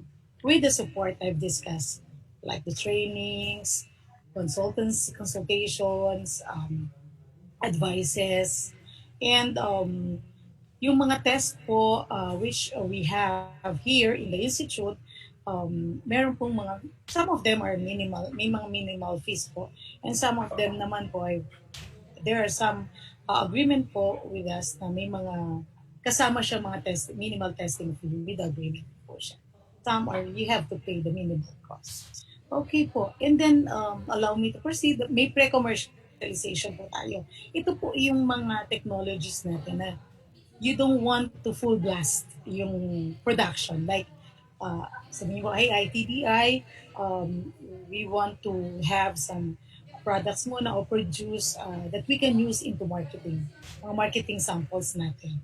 So, yun po. So, kung yun po yung, kumbaga, first stage muna natin, meron na rin po itong tech fee kasi ititrain na po natin. We will transfer to you the knowledge and the process, how to do the technology. We have a running royalty na rin po dito. But it will not pass sa fairness opinion board kasi hindi pa po, kumbaga, full commercialization stage. So, wala pa po itong FOB and the documents covered po nito na i-accomplish natin is the memorandum of agreement. So we call this a conditional licensing because kumbaga hindi pa full yung production ng ating adapter or our takers. Okay, but na meron po tayong dito, since it's conditional, if you decide po na you will produce on a level na we identify as commercial scale, there will be a renegotiation kasi po medyo tataas na po ng degree yan. Magiging commercialization na siya and there will be a technology licensing agreement. And for those po with patent, it will be covered by the Fairness Agreement Board.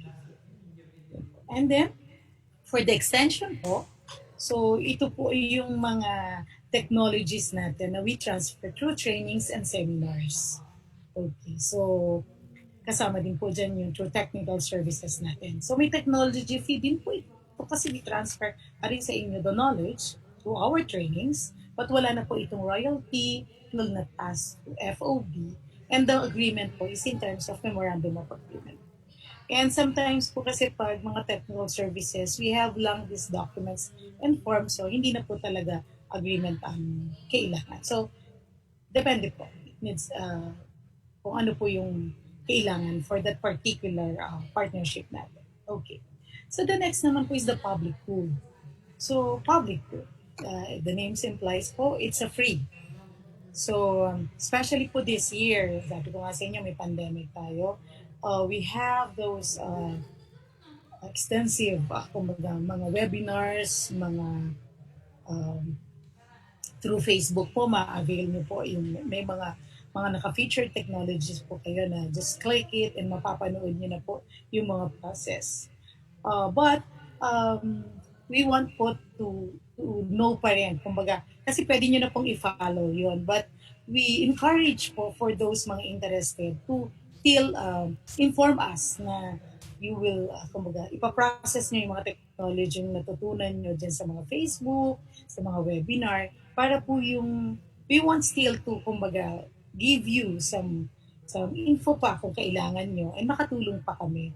Kasi syempre iba pa rin po yung nakita nyo lang kasi sinundan, baka po may mga problems kayo na mag-arise, we still here po to assist you. So we encourage po those viewers na baka po meron sa inyong quarantine na mayroon ng nag-a-adapt na through dun sa mga Facebook natin, still inform us po na you adopted those particular technologies po na free natin. So wala po itong document, syempre po, is free.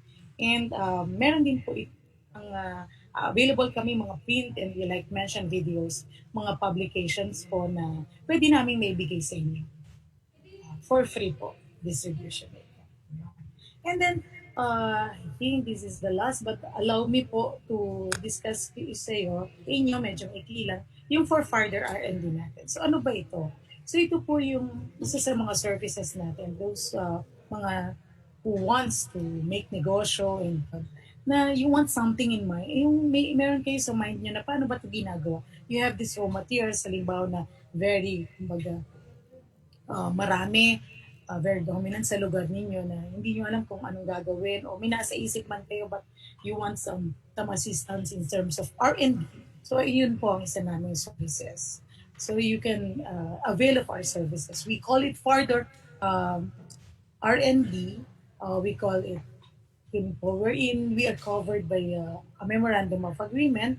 Sasabihin niyo po sa amin, what do you want? Ano gusto niyo gawin dun sa ano? We will conduct the R&D po, the research part po.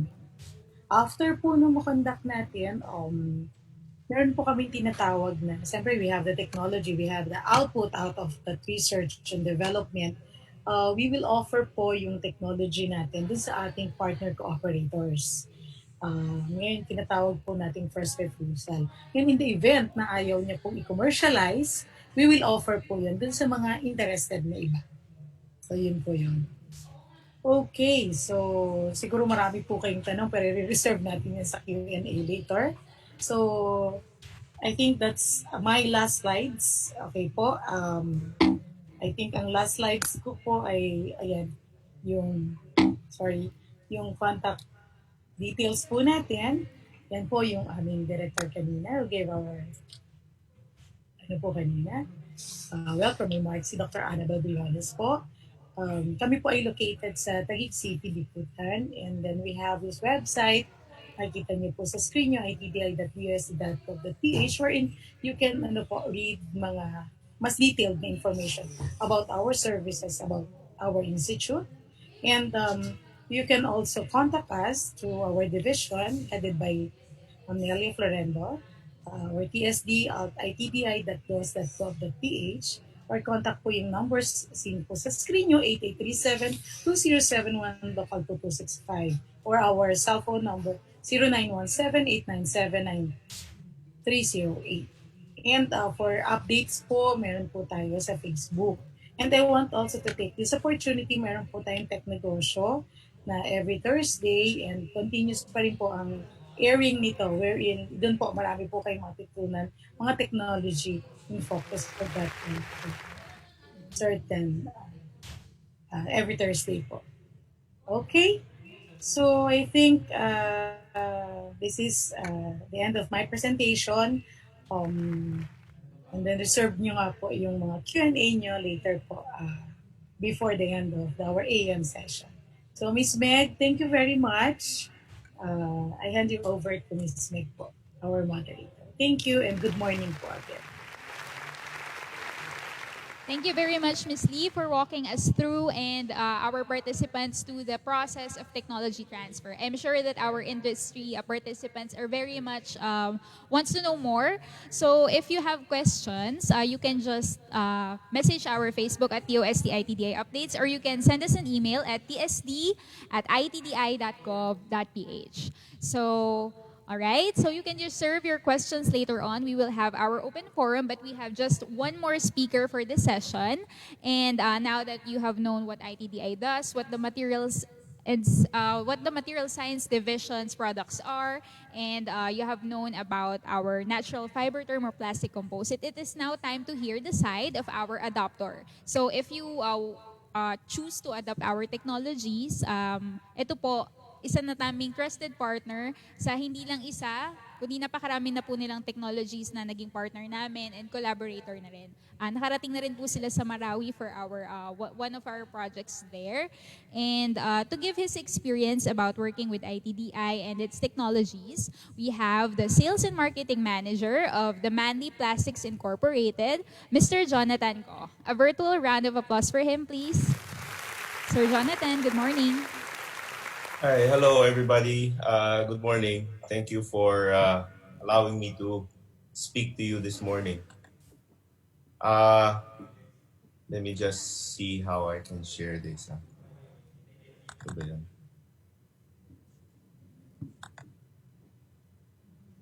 Sorry.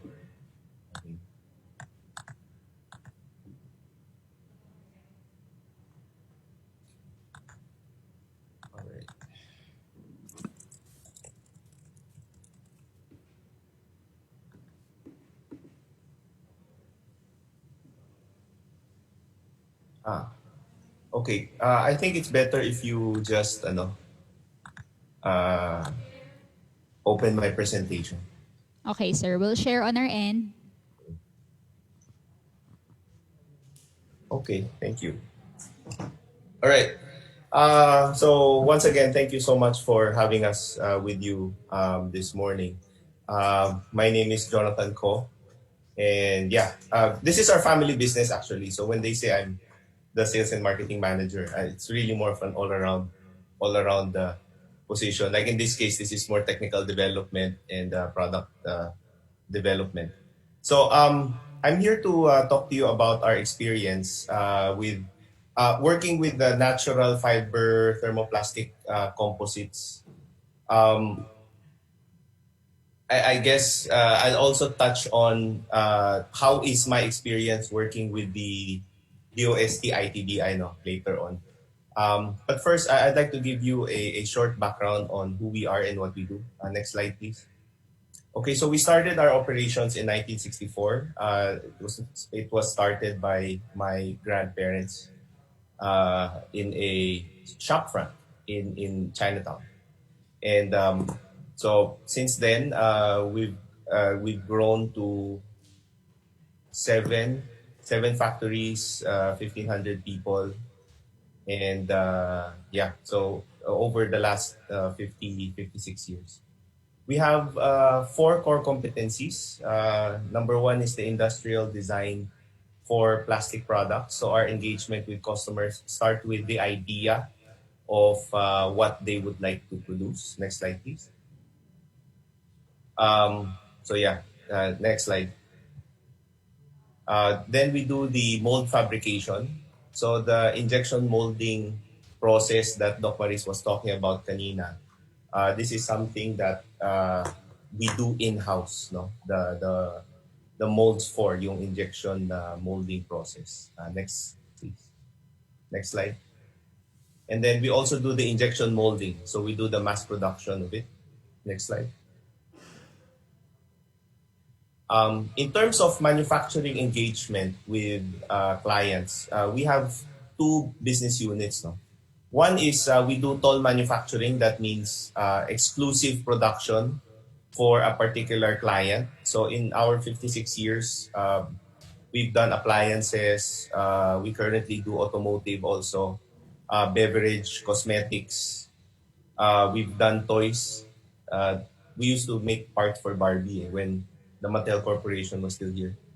And then the second part of our business is the manufacturing of proprietary products for commercial sales. So this is something that we make, we own the intellectual property, and we sell it to everybody. So we have 4 product categories under that. It's material handling. These are your crates, your pallets, your trolleys. Your plastic furniture, these are your monoblock chairs, school furniture. We have parasols, outdoor furniture, and the like. Primary packaging would be plastic pails, fresh fruits and vegetable packaging.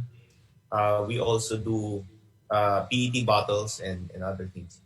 And specialty building materials, these are your geomembranes. So if you remember kanina yung presentation about the cocoa mat. So the cocoa mat comes first, and then our liner comes on top of that to waterproof it. So next slide, please. All right. So the project that we have with the DOST is called the prototype development of natural fiber thermoplastic composites from agricultural and industrial wastes for industrial application. So this is more of so if you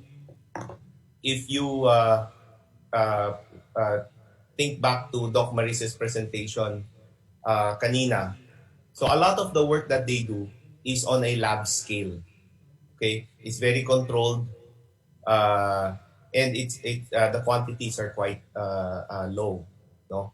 So if you're going to do technology transfer and capacity building, you need to validate your assumptions on a production scale situation, right? And using all of the realities that a typical plastic manufacturing company like us would go through, including assessing the technology and other things. Okay, next slide, please. Okay, so just as a bit of idea lang, no, kung how it is to work with the DOST. Everything is quite well documented. Okay, so as you can see here, this is what you see at the background is the scope of work. So there are 5: to prepare agricultural waste, to process natural fiber, to determine properties. That's the first 3, which and then which Doc Maris already talked about, so I'm not going to discuss on that anymore. The 4th one is to produce prototype natural fiber reinforced composite products. And then we have an expected output, at least one type of prototype product. So yung pinakita ni Doc Maris na tray kanina, that was made in our factory. And activities or work plan is the optimization of processing parameters, production of prototype products. That simply means that we have to succeed in making the product. Okay, and then the optimization of the processing parameters is just a part of that. Okay, next slide. Yeah.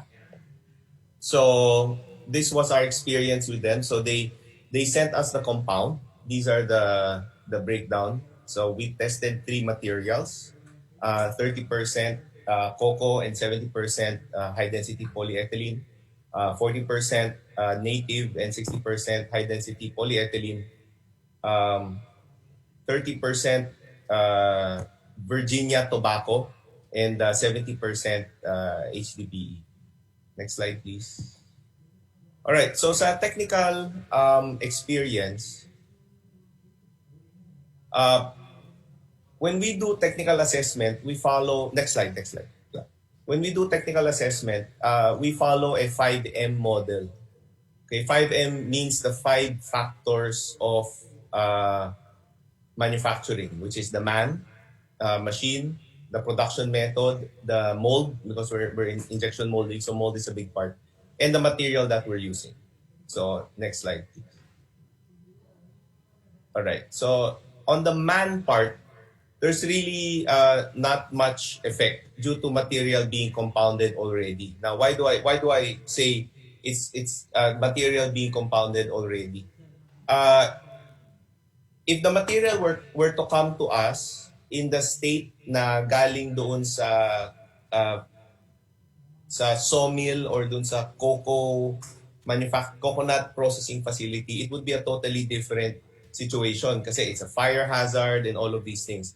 But because it arrived to us already compounded from Doc Maris, wala na siyang effect. It's just, it came in sacks. So, it's normal. Walang nagbago sa operations namin. Walang naging reklamo naman yung tao as far as the material is concerned. No, later sa process may konting issue, but I'll discuss that later. Next slide, please. All right, so sa machine. So additional equipment is needed because the natural fiber needs drying. Importante yun kasi otherwise you'll have technical issues, no, property issues. So what does so just a quick thing on the drying. So on the left is the machine that actually dries the material. Okay, so on the right, this is just a diagram of how it works. So basically, what it does is that you put the material in the bin, and then you suck in ambient air, run it through a moisture-absorbing material.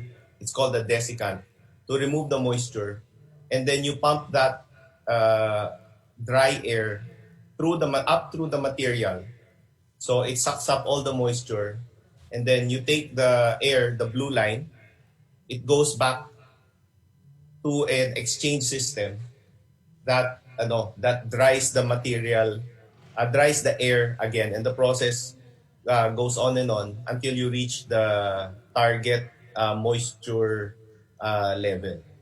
Okay, so yeah, next slide, please.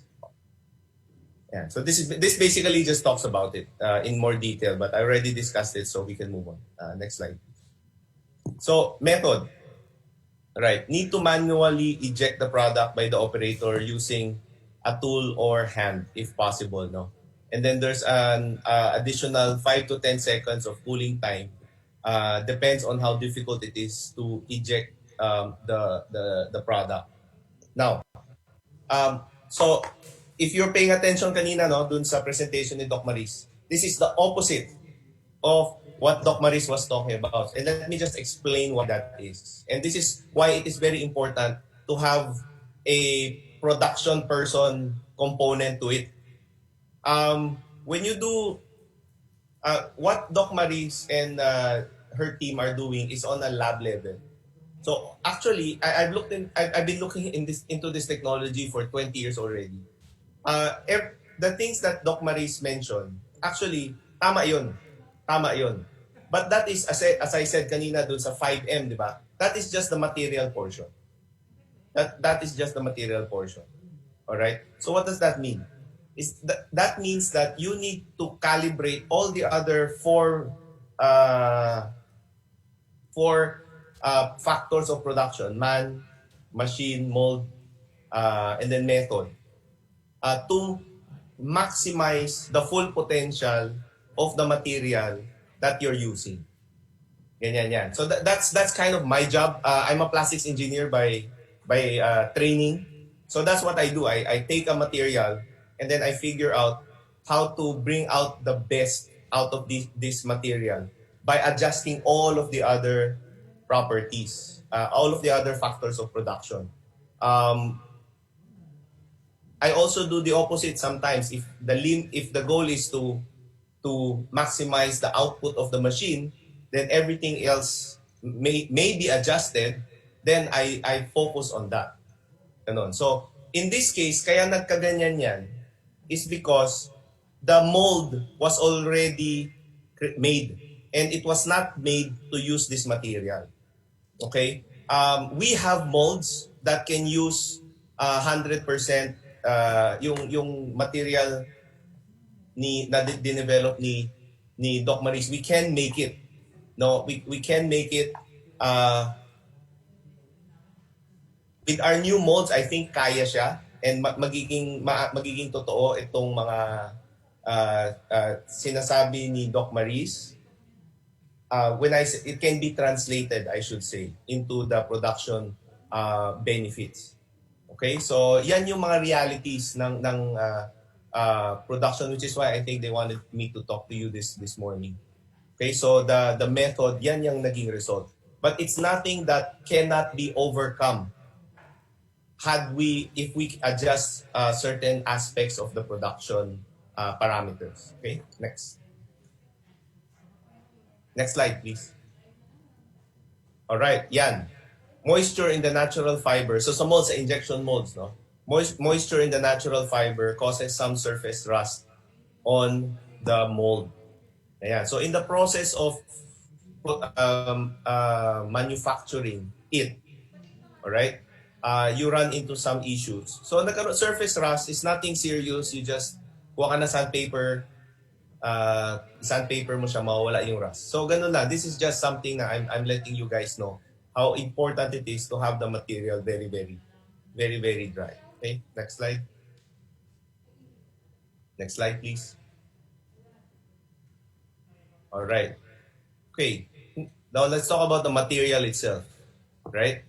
As a commercial manufacturer, the biggest appeal of this material is the reduced material cost, due to a significant portion of the plastic resin material being replaced by lower cost natural fiber materials.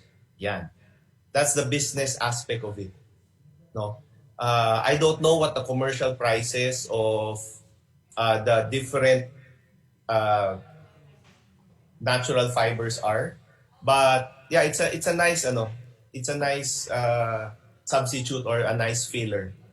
And depending on the properties that is needed, it can function more as a property modifier that is beneficial.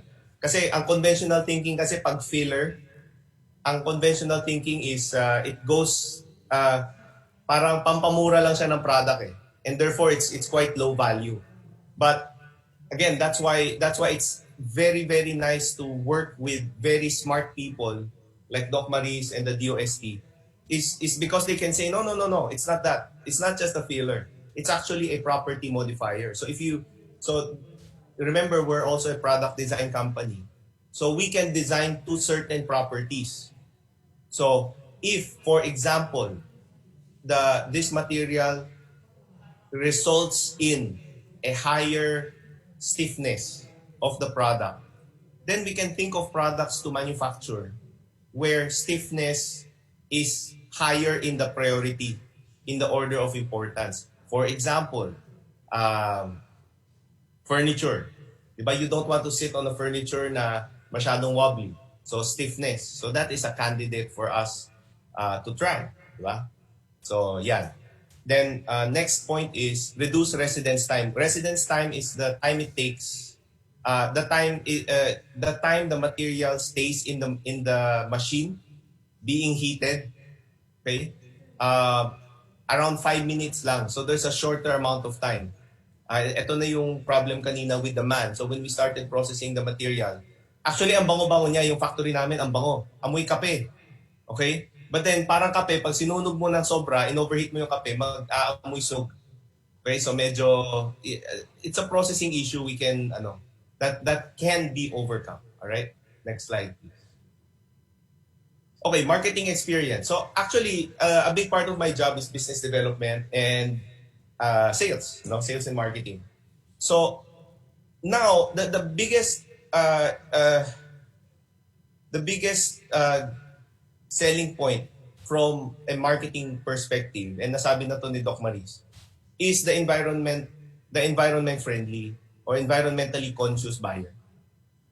Okay, and number two, it's the more I would say it's the more quote unquote patriotic, set of buyers na they would consciously prefer products that are produced locally and may added benefit pa na it uses indigenous materials, no?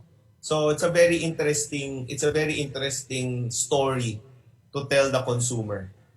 So I'm very excited to have work and to continue to work with Doc Maris on this kasi as we all know, consumers now are more conscious about how they purchase, right? And so this is kind of like a very nice niche market. And I say niche market kasi at the end of the day, majority of buyers, a lot of them are very cost sensitive.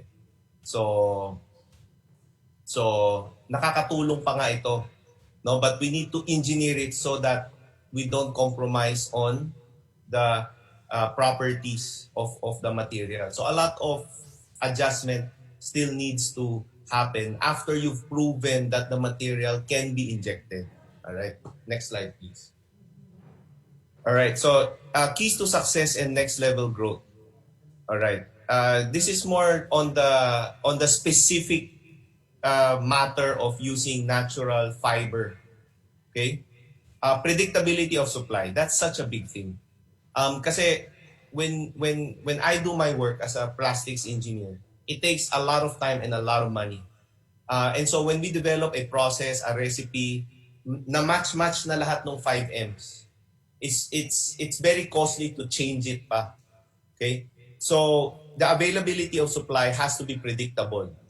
It doesn't have to be all year round. It just has to be predictable, like every January lang or something. Para we can also plan out what we can make and how we will sell it. Diba? Second thing is consistency of physical characteristics. And this has a lot to do with what I mentioned earlier na the process has to be efficient.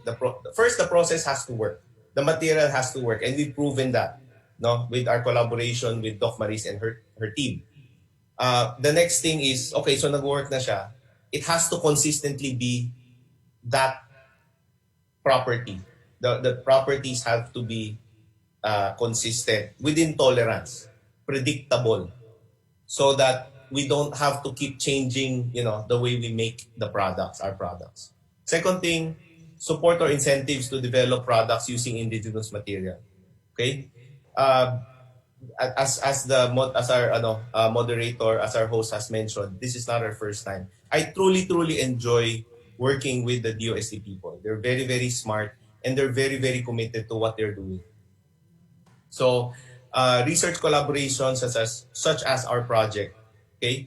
Ito yung explanation ko kung bakit hindi gano'n nag-match yung mga technical claims on the material ni Ma'am, ni Doc Maris, doon sa amin. Kasi we use existing molds not meant for natural fiber content. More efficiency can be squeezed from production with a purpose-built mold. We can do some collaborations with MIRDC and most recently, and I'm sorry Doc Blessy, hindi ko nalagay dito, AMSEN. AMSEN is the bridging technology kasi kami mass production. So AMSEN can be the prototype and the small batch production, okay, for the products. And then to be preferential purchase of products made of indigenous materials. So material development support, this is what Doc Maris and I have been working on for the past few years. Supplier development support.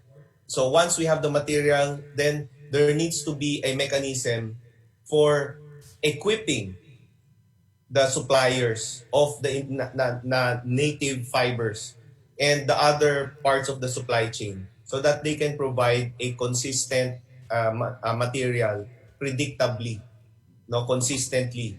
Okay, seasonally okay din, pwede. And of course, marketing support, you could always use more buyers of the products that we make. Okay? So, next slide please. Okay, that's it.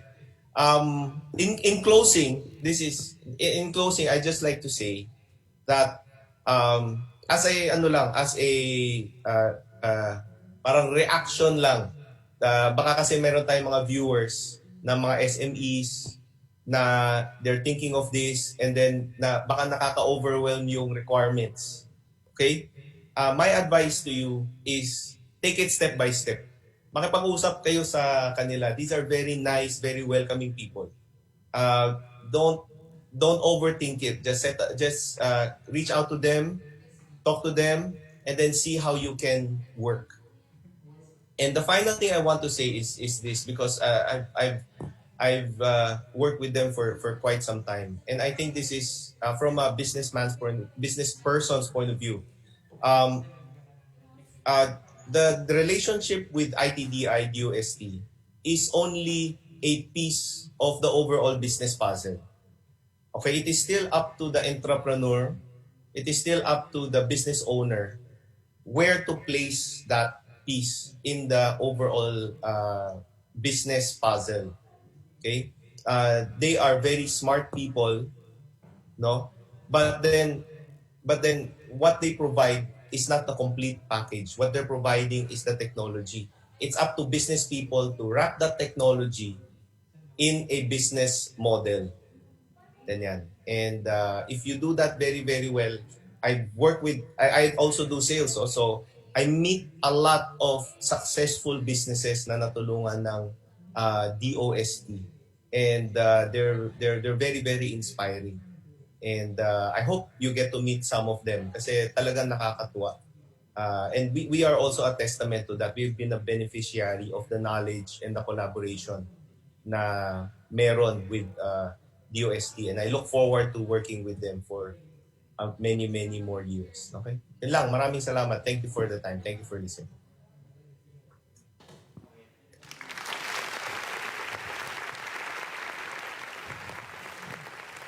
Thank you very much, Sir Jonathan. Those are such good words to say to us sa DOST. We are also humbled, and it's a pleasure to have been working with Manly Plastics since the beginning. And of course, I would like to take this opportunity din po as ITDI, and I'm sure the project team, MSD, TSD, and the rest of ITDI feels the same, that we are also thankful for being your trusted partner, and we hope for more future collaborations in the future. And napakaganda rin po ng sinabi nyo, at sana lahat po ng nanonood nanonood sa atin ng mga industries at MSMEs ay na-motivate nyo to embark on a journey with us and to adopt our technologies. Kitang-kita nyo naman po dun sa mga sinabi ni Sir Jonathan kung ano po yung naging fruit ng collaboration ng research and development, and then sila po na nasa industry. Again, we do the lab work for you, we do the research and development. So makakasigurado po kayo na once your project steps on the market, maganda po yung quality niyan. So, for you to have, if you want environment-friendly, local, and indigenous materials as raw materials for your products, we are open for your questions. DOST ITDI is a helping hand for all the MSMEs that are interested to our technology. So again, thank you very much, Sir Jonathan, for your words and for inspiring us as well. So, okay, a warm round of applause again for Sir Jonathan. Thank you so much. Thank you. Thank you, sir. Okay, sir, wag po muna kayong aalis. Now we have reached the most exciting part of our program. We have, of course, the question and answer portion. I'm sure that our participants sa Zoom, sa Facebook, you may have questions in mind, especially yung mga industries po na kasama natin ngayon. So, na-discuss na po ni Doc Maris yung about sa technologies, si Engineer Jimenez about the waste materials, the sustainability of it, and the tech transfer process ni Ms. Lee. So if you have any questions, just shoot it to us. You can type it via Zoom. Or if you want to be recognized, we can unmute you and ask your questions to our speakers. So once again, a warm round of applause to our speakers for today's forum. May I ask everyone to turn on their cameras, our speakers, so that our participants can see you via Zoom, and para po ma-motivate silang mag-ask ng questions. Do we have questions on Zoom already? Comments? Any comments? Okay, so we have a few questions here. Let me first acknowledge Tin Gonzalez. She asked this via FB Live. So this question is directed to Ms. Nell or Ms. Lee. So, ang question po ni Ms. Tin from Facebook is tech transfer part of IPR transfer? So, any of you can answer, Ms. Lee or Ma'am Nelia? Good morning. Yes, Ma'am Lee? Yeah, naririnig ko. Yes po, ma'am. We have our policies and our technology transfer.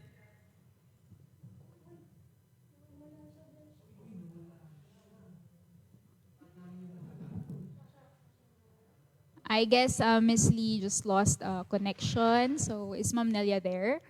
Anyone who can answer Ms. Tin's question?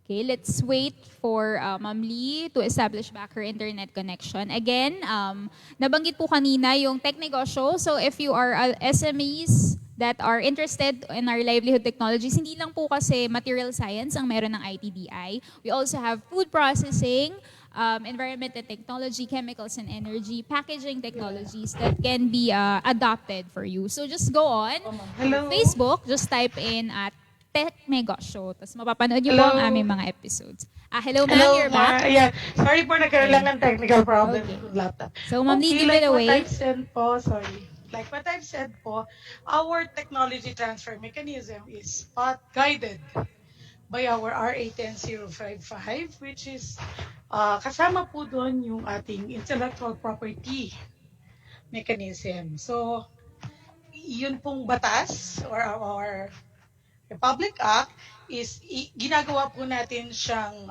kumbaga guidelines and pattern po doon. So everything po doon is kino-consider natin, like yung technology fee, allowable interest percentage na sinacharge natin sa royalty fee.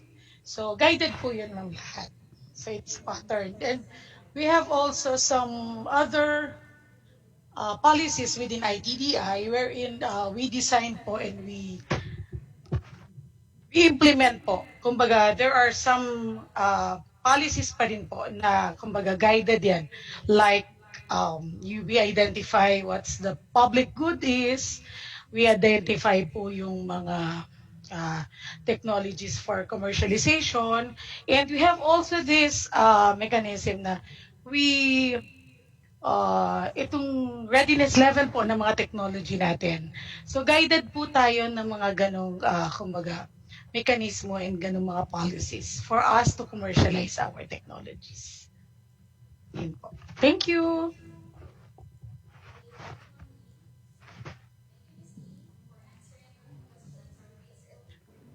Okay, so do we have any more questions on via Zoom and Facebook? So again, let us recognize our participants from the media. Hello po. Maraming salamat po sa pag-tune in and for continuously supporting our events dito sa ITDI. And we also have our participant from CLSU who shared that 10 years ago, CLSU is making studies like polyethylene and polystyrene with different wood materials to combine. So, okay, kung may mga SUCs po dito, we are also willing to collaborate or for any consultations, our doors are open. Our experts will be willing to accommodate you if you have any questions or concerns. So, thank you for participating, CLSU and the rest of the academe. If may students dito, shout out po sa inyong lahat. Okay, do we have more questions on Zoom? And for those who are asking if the presentations for today will be shared, later on meron po tayong feedback form. It will be flashed dyan po sa Zoom and sa ating Facebook. So kindly wait for the link and then answer it and then we can share you the presentations once na nakapagpaalam na po kami sa ating speakers. So, any more questions? Okay. So, we have a question from Facebook from Miss Melody Kwan. Ang plastic po ba ay cancerous? Kindly clarify this. So, maybe Doc Maris can answer. Ang plastic po ba ay cancerous? Is Dr. Maris with us? Hello, yes. Nakita ko si Sir Jonathan na ngumiti siya with regards to the cancerous. So actually, yan yung medyo masamang notation nila about the plastic. So long time ago, ginagamit na natin yung plastic eh. Wala naman sigurong rason kung bakit masasabi natin cancerous siya. Hindi siya cancerous actually ang plastic. It's just like, for example, may mga communication lang na sinasabi is cancerous siya. Of course, kung kinain mo talaga siya, possible na hindi. Pero actually, it's not really cancerous. May mga news about sa Facebook, but sometimes you cannot prove it really eh. Kailangan i-prove mo talaga na cancerous siya with many studies na gagawin. Otherwise, hindi natin siya gagamitin sa pagkain, sa mga ganun kung cancerous siya. So, meron na certain na siguro, let's say for example, the PVC, kung marami siyang yung DOP na content, maaaring magkakaroon ng migration. But it's really minimal. Hindi naman natin ginagamit talaga siya for food application. May mga certain plastic tayo na food application talaga. So kung nakikita nyo yung ginagamit natin sa mga small pork, hindi nyo lang alam paano ginagawa yan. Very critical yan kahit na food grade siya. At the same time, habang pinaprocess yan, parang may mga industry na tinitingin o nag-audit na dapat wala man lang na iba pang other materials na pwedeng pumasok dun sa spoon and fork. So very critical yung mga ganito natin pa, especially for food application. So generally, I would say that plastic is not a cancerous material. Okay, thank you, Doc Maris. So, yun po, ang plastic ay hindi cancerous. So, matagal na po natin ginagamit. Okay, I think Sir Jonathan has something to add. Yes, sir. Go ahead. First, if you do a quick search on the different types of plastic, you'll find hundreds of them. And if you go through the different types, marami siyang subcategory. There are actually tens of thousands of different types of plastics. So to lump them all together and say, oh, is plastics cancerous? Is very dangerous kasi it leads to either, if you believe that it's cancerous, it's as if the whole gamut is cancerous. If you believe that it's not cancerous, then the whole gamut is not cancerous. And as most things in the world are, the answer is in the middle. There are certain types of plastics that have been shown through scientific study to be cancerous. I think yung na-mention ni Ma'am, Doc Maris, PVC, there's a study or several studies already that came out na it's not the PVC itself, but a certain component in the PVC that when you heat the PVC to a certain temperature, that component leaches out, o parang basically para siyang nahahalo na siya dun sa tubig or something. Ganon. I think the thing that most consumers are aware of is yung BPA, yung bisphenol A. That has not, I don't think it has been shown to cause cancer, but it has shown to have adverse effects on newborns kasi napakaliit nila. So the chemical concentration is higher. So it causes some birth defects. So you now have products that are BPA free. And this is to the point na you cannot lump it to one thing kasi yung mga plastic na yung mga gamit ng bata na nakalagay BPA free is also still classified as plastic. All right? So we have to, again, I encourage people to do their own research and try not to end by just like giving like yung general statement as a group, kasi that's very dangerous. It leads to misinformation. Yun lang po. Thank you.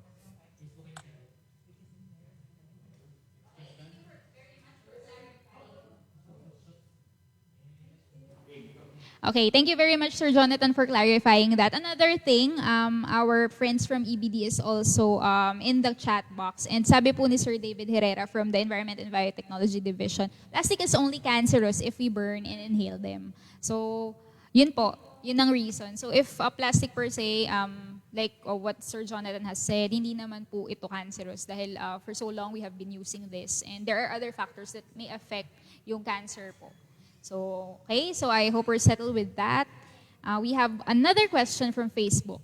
So, how do you address, this is from Jeng Martinez, how do you address the compatibility issues between natural fibers and thermoplastics as well as commingled recycled plastics? I guess this question is for Dr. Maris. Dr. Paglikawan, can you please answer? Can you repeat the questions? Okay. Please, how do you address the compatibility issues between natural fibers and thermoplastics as well as commingled recycled plastics? Compatibility issues po. Yeah, that's very good questions. Basically, let's just take a look of first of the commingled plastic. So, kapag hindi po kasi sa nabanggit nga ni Sir Jonathan, a lot of plastics, thousands of different types of plastic. Ang alam natin kasi na yung common, yung mga common plastics. Pero actually kapag generalized, tinignan talaga natin, marami siyang klaseng plastic. Anyway, we just first see the consumable plastic. Ito yung mga common na alam ninyo. So, hindi lahat ng plastics are admissible. So that's one of the questions maybe.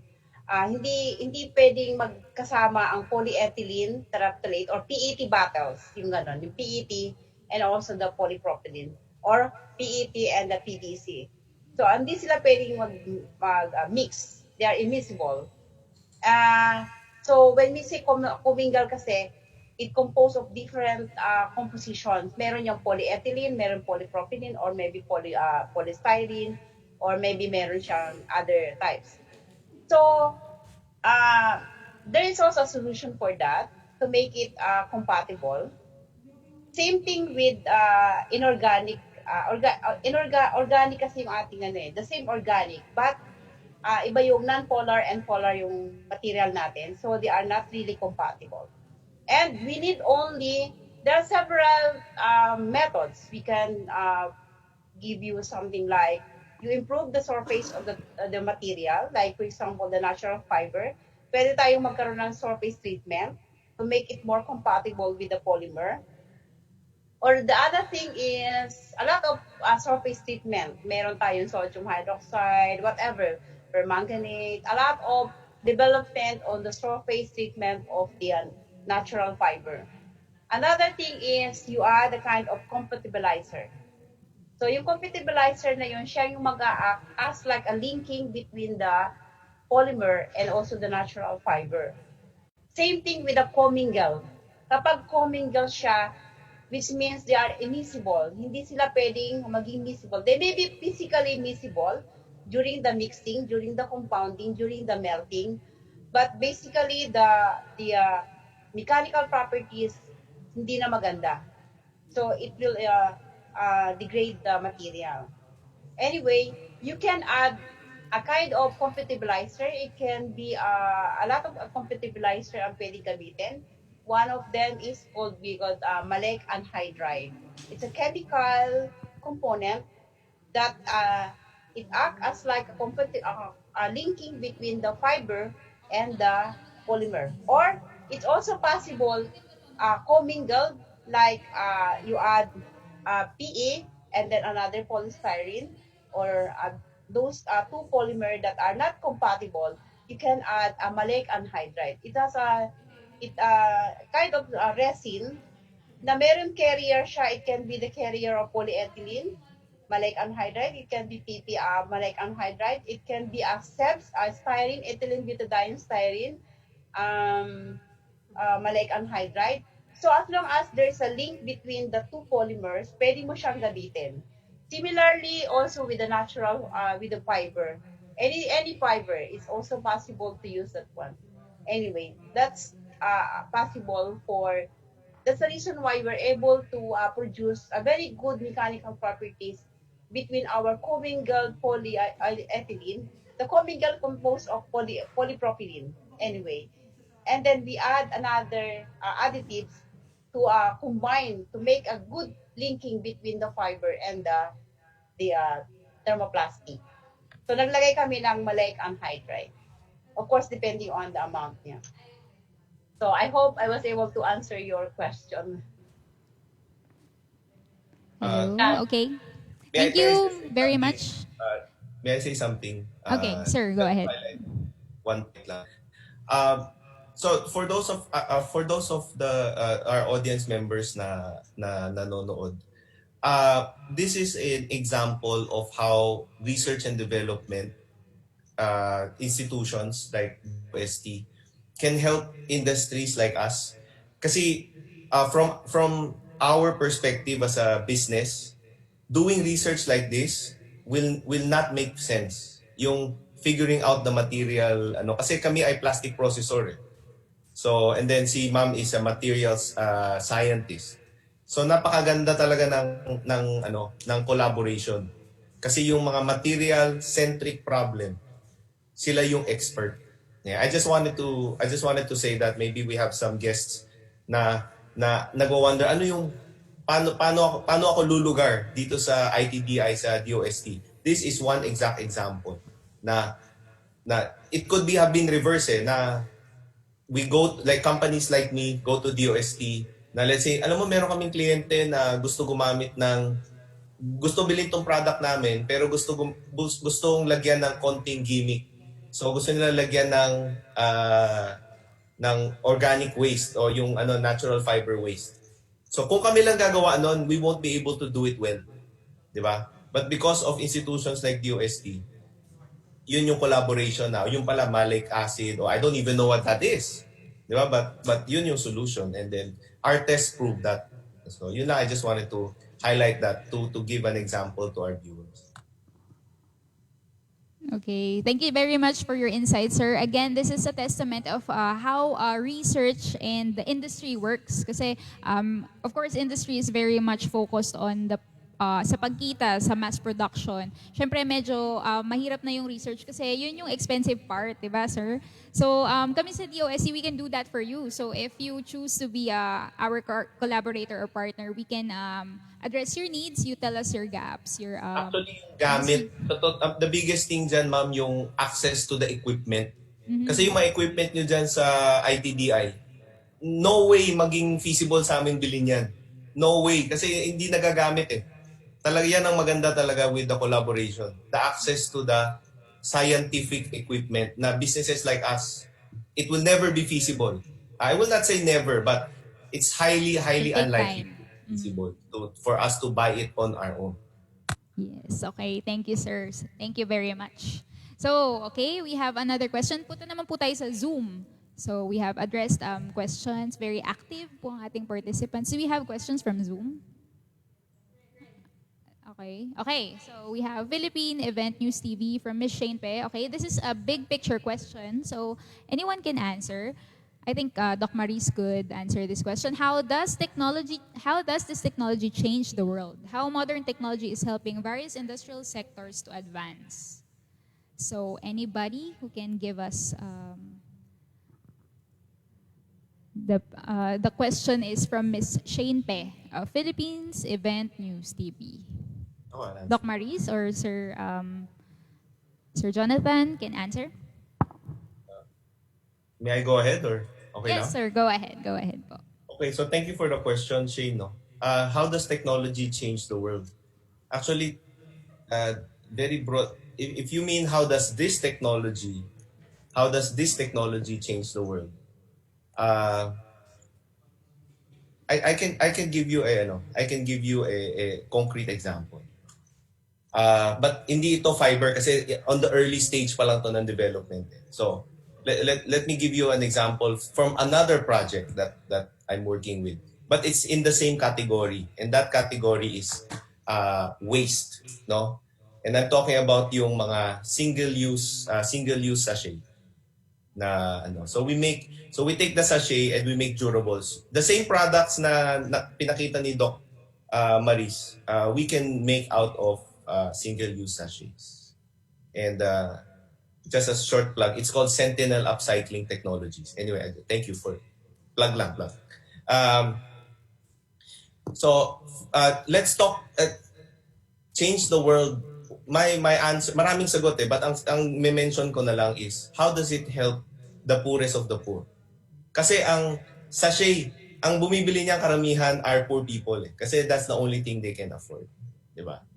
So when they consume the sachet and then they throw it out okay, with technology na dinevelop and inadopt namin, okay, we were able to start buying the single-use sachet. So all of a sudden, from zero value, nagkaroon siya ng value. Ano translation nun dun sa community? It's added income for them.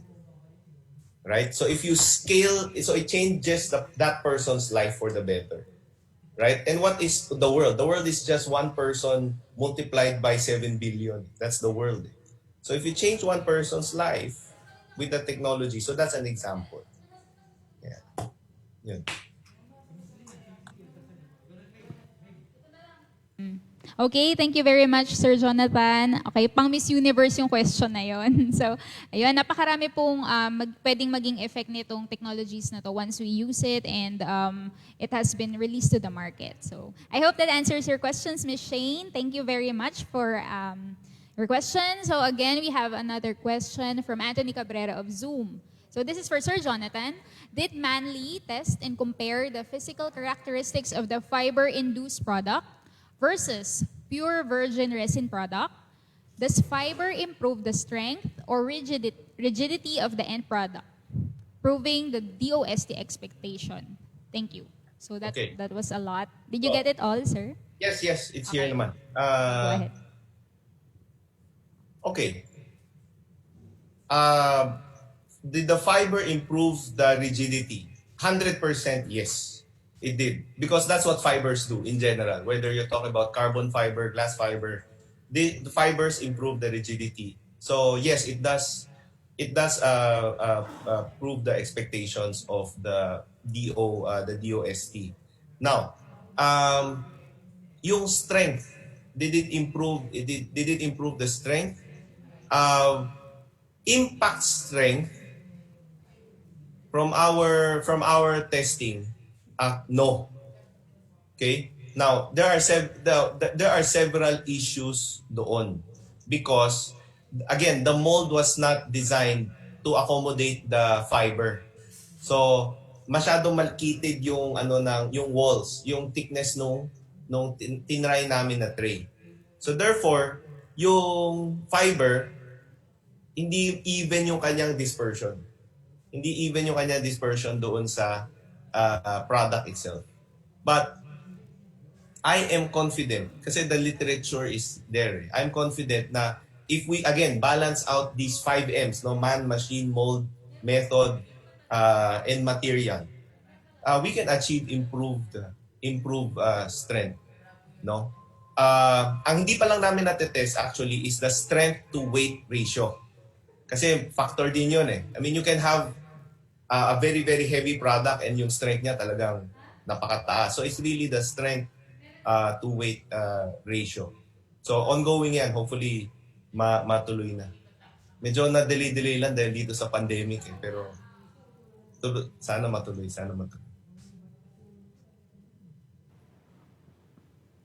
Okay, sir. Thank you again for actively answering the questions of our participants. Again, we have another question here from Kimiko Takahashi of Facebook. Hi, good morning. Is there a technical data comparison to prove that our technology or product composition is better than the existing WPC sold in the market, which is originated from the other country? Thank you. The other country. Technical comparison to prove that our technology or product composition is better than the existing. I guess Mamaris can answer this one. We can prove our laboratory testing for this our technology. But with other types of, let's say, commercial, because it's already in the form of product, we're not yet compared the strength. But I think if we look at the material, our product is not far beyond from them. And but theoretically we can compare with our product. Pero pag yung actual talaga na tinest namin yung kanilang product, na bumili kami sa ng commercial and compared with our technology, we unfortunately we did not do yet that moment. So hindi namin pa kinumpara siya physically and mechanically. Wala kaming comparison with that. We try to compare only the costing, yung ang tingnan namin. So wala kaming access to kung magkakaroon kami ng possible material from the commercial one, we can test the material, the commercial material with our own technology.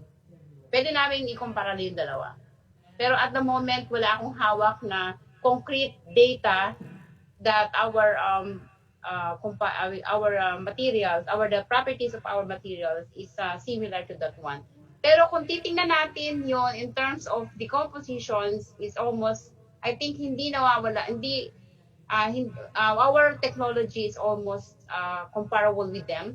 And this is more, since it's using our own recycled materials and indigenous material, so mas mumura yung ating produkto compared to the commercial one.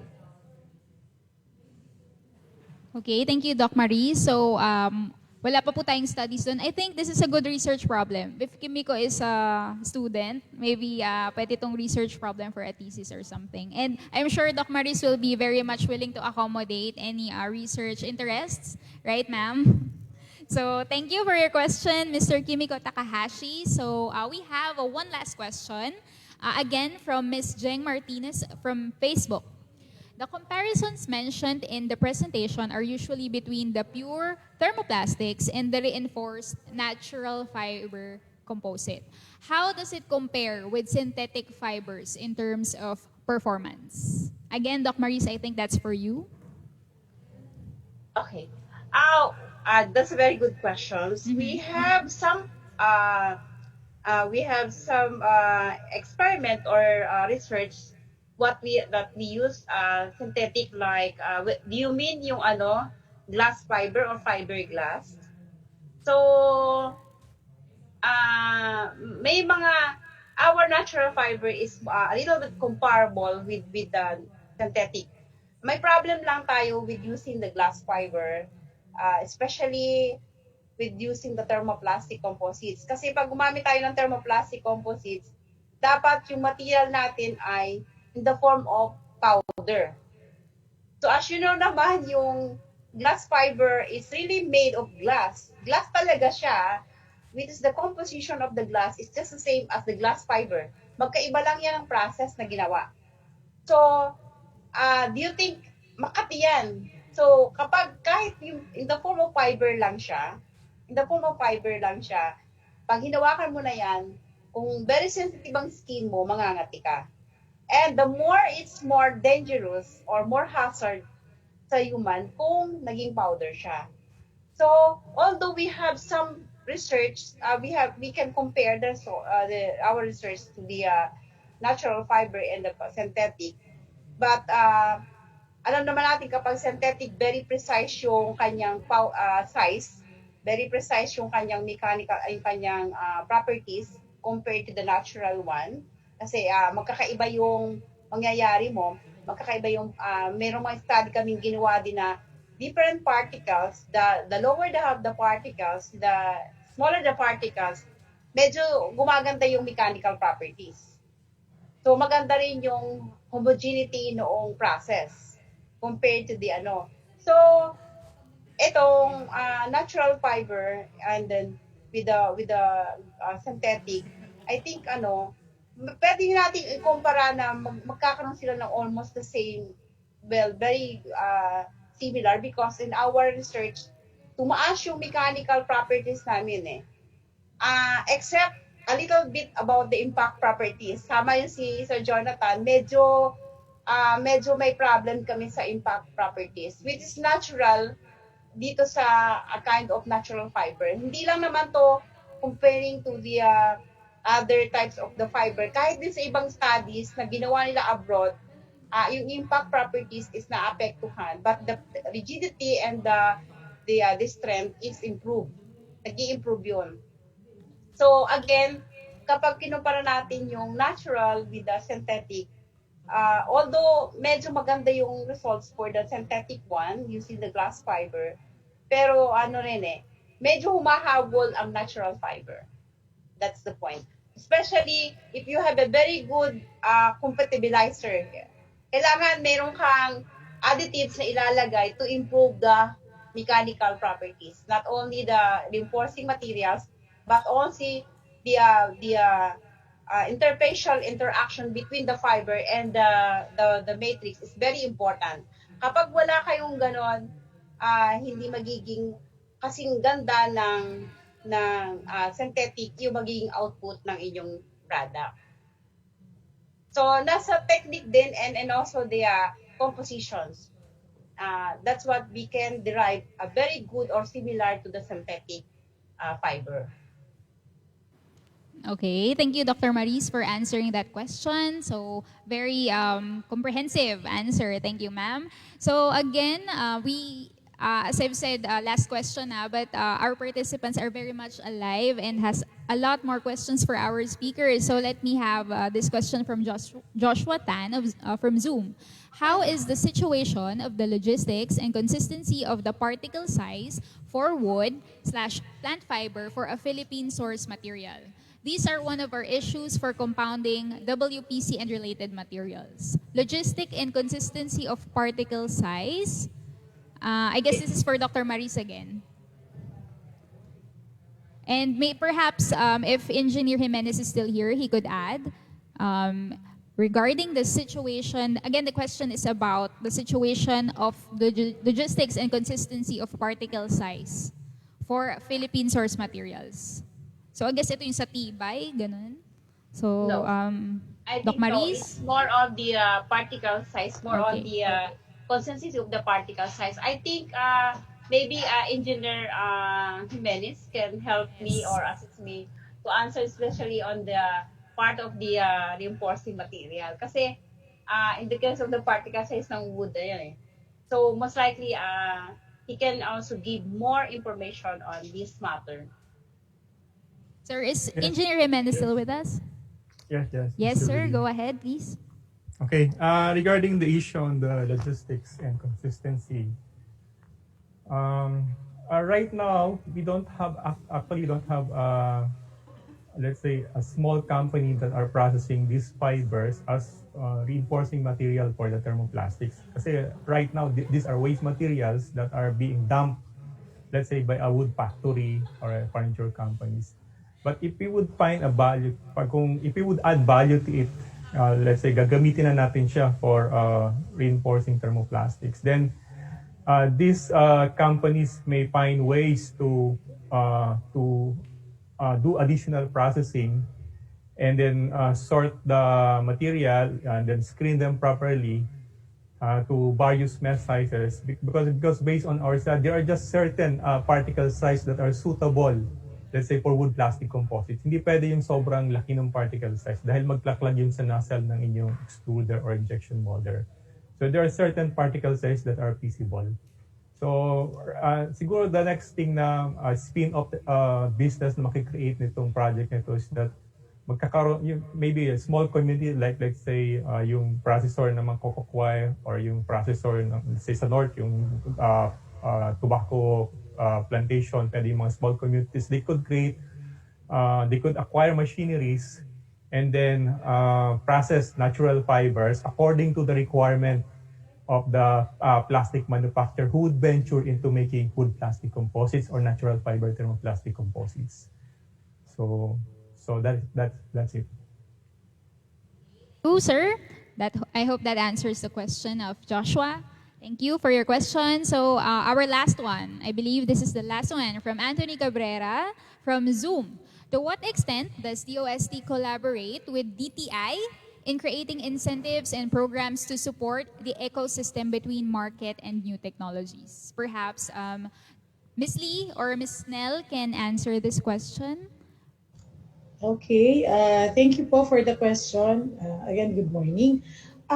We have this government interagency collaborations, especially with DTI, the Department of Trade and Industry, wherein they support yung mga MSMEs natin in terms of marketing and provision of even the mga equipment. They have this window wherein they can avail those incentives and mga investment requirements to really commercialize yung mga technologies. Like yun nga, in-adapt sa ITDI. Like to have an example is yung sa isang technology namin sa vinegar, in terms of vinegar saka sa mga coconut products.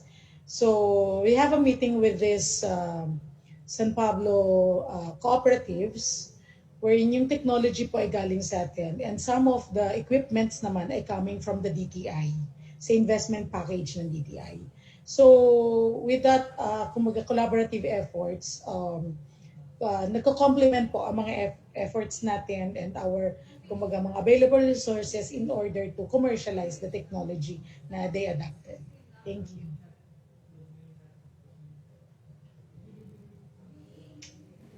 Thank you, Ma'am Lee, for that question. So that is our last question. Again, thank you very much to our participants for being with us until this part of the program. And one more thing, it's a very important thing nowadays. Photo op po muna tayo before you leave. And of course, we also have please fill up our feedback forms by clicking the link. So nandun po sa comment section nyo sa Zoom and Facebook. Just click in the link and please answer our feedback form to help us improve with our services and for us to know the topics that you want us to discuss more or you want us to have webinars about. So please, may I ask everyone, most especially our speakers, to turn on your videos, please, for our photo opportunity. Again, thank you very much to our speakers for staying with us until this part of the program. Thank you for your time and your sharing your wisdom with us. Okay, is everyone ready? Okay, I guess everyone is. Okay, so Miss Liz Matter. Yeah. Picture po. Okay, ready na ba? Sir Jonathan. Okay, andyan na. So, smile po tayong lahat. 1, 2, 3, say cheese. Another one. Okay, so okay na po, team? Okay. Thank you very much for your active participation. Buti mo mawasok ka, hindi ka na parang kita tatawagan. Okay, thank you so much for most especially to our participants and to our speakers. Again, thank you very much for giving us your time and sharing your wisdom to our speakers, to our participants rather. And just a quick rundown of our AM session. Today we discussed the Advanced Technologies Consultative Meeting with our stakeholders, and the technology on Spotlight is the Natural Fiber Thermoplastic Composite Stakeholders Forum. So in our first session, we discussed the sustainability of agricultural waste and wood waste, thanks to Engineer Juanito Jimenez of FPRDI. And then we proceeded with the technology on natural fiber thermoplastic composite and its various applications by Dr. Marisa Paglikawan. And then we had Dr. Laurel Baracol, who explained to us the technology transfer mechanisms to enlighten our interested industries with regards to technology adoption with DOST. And then, of course, we had Mr. Jonathan Ko, our all-around man for Manly Plastics, who shared his experience and experience working with R&D and research with DOST ITDI. And then we proceeded with the plenary session and Q&A. Again, thank you very much to the participants. Thank you for your attention and for being with us this morning. Again, please answer the feedback forms. And for us to help improve our services and for us to know your comments and suggestions about today's event. Again, this has been Meg Atienza of DOST ITDI. Thank you very much for your participation. And have a happy lunch and happy Friday. Merry Christmas to all. Thank you very much. Thank you, Meg.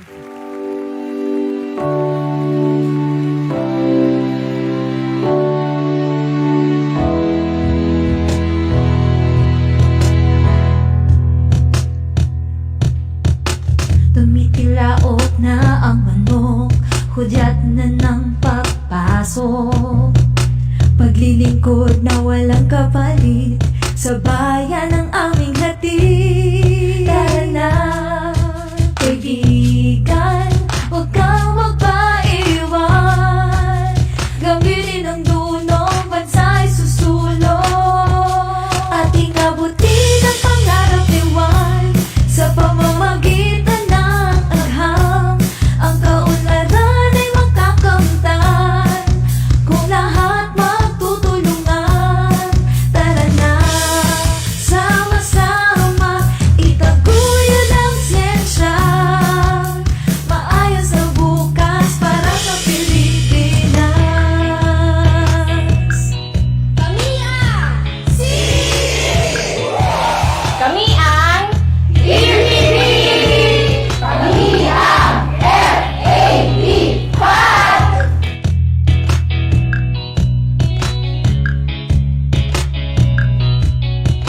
Anumang hamon ay haharapin, mahirap man ay kakayanin. Sa pinagsamang lakas at galing, tagumpay ay mararating. Tara na, kaibigan, huwag kang magpaiwan. Gamitin ang dunong bansa'y susulong. Ating abutin ang pangarap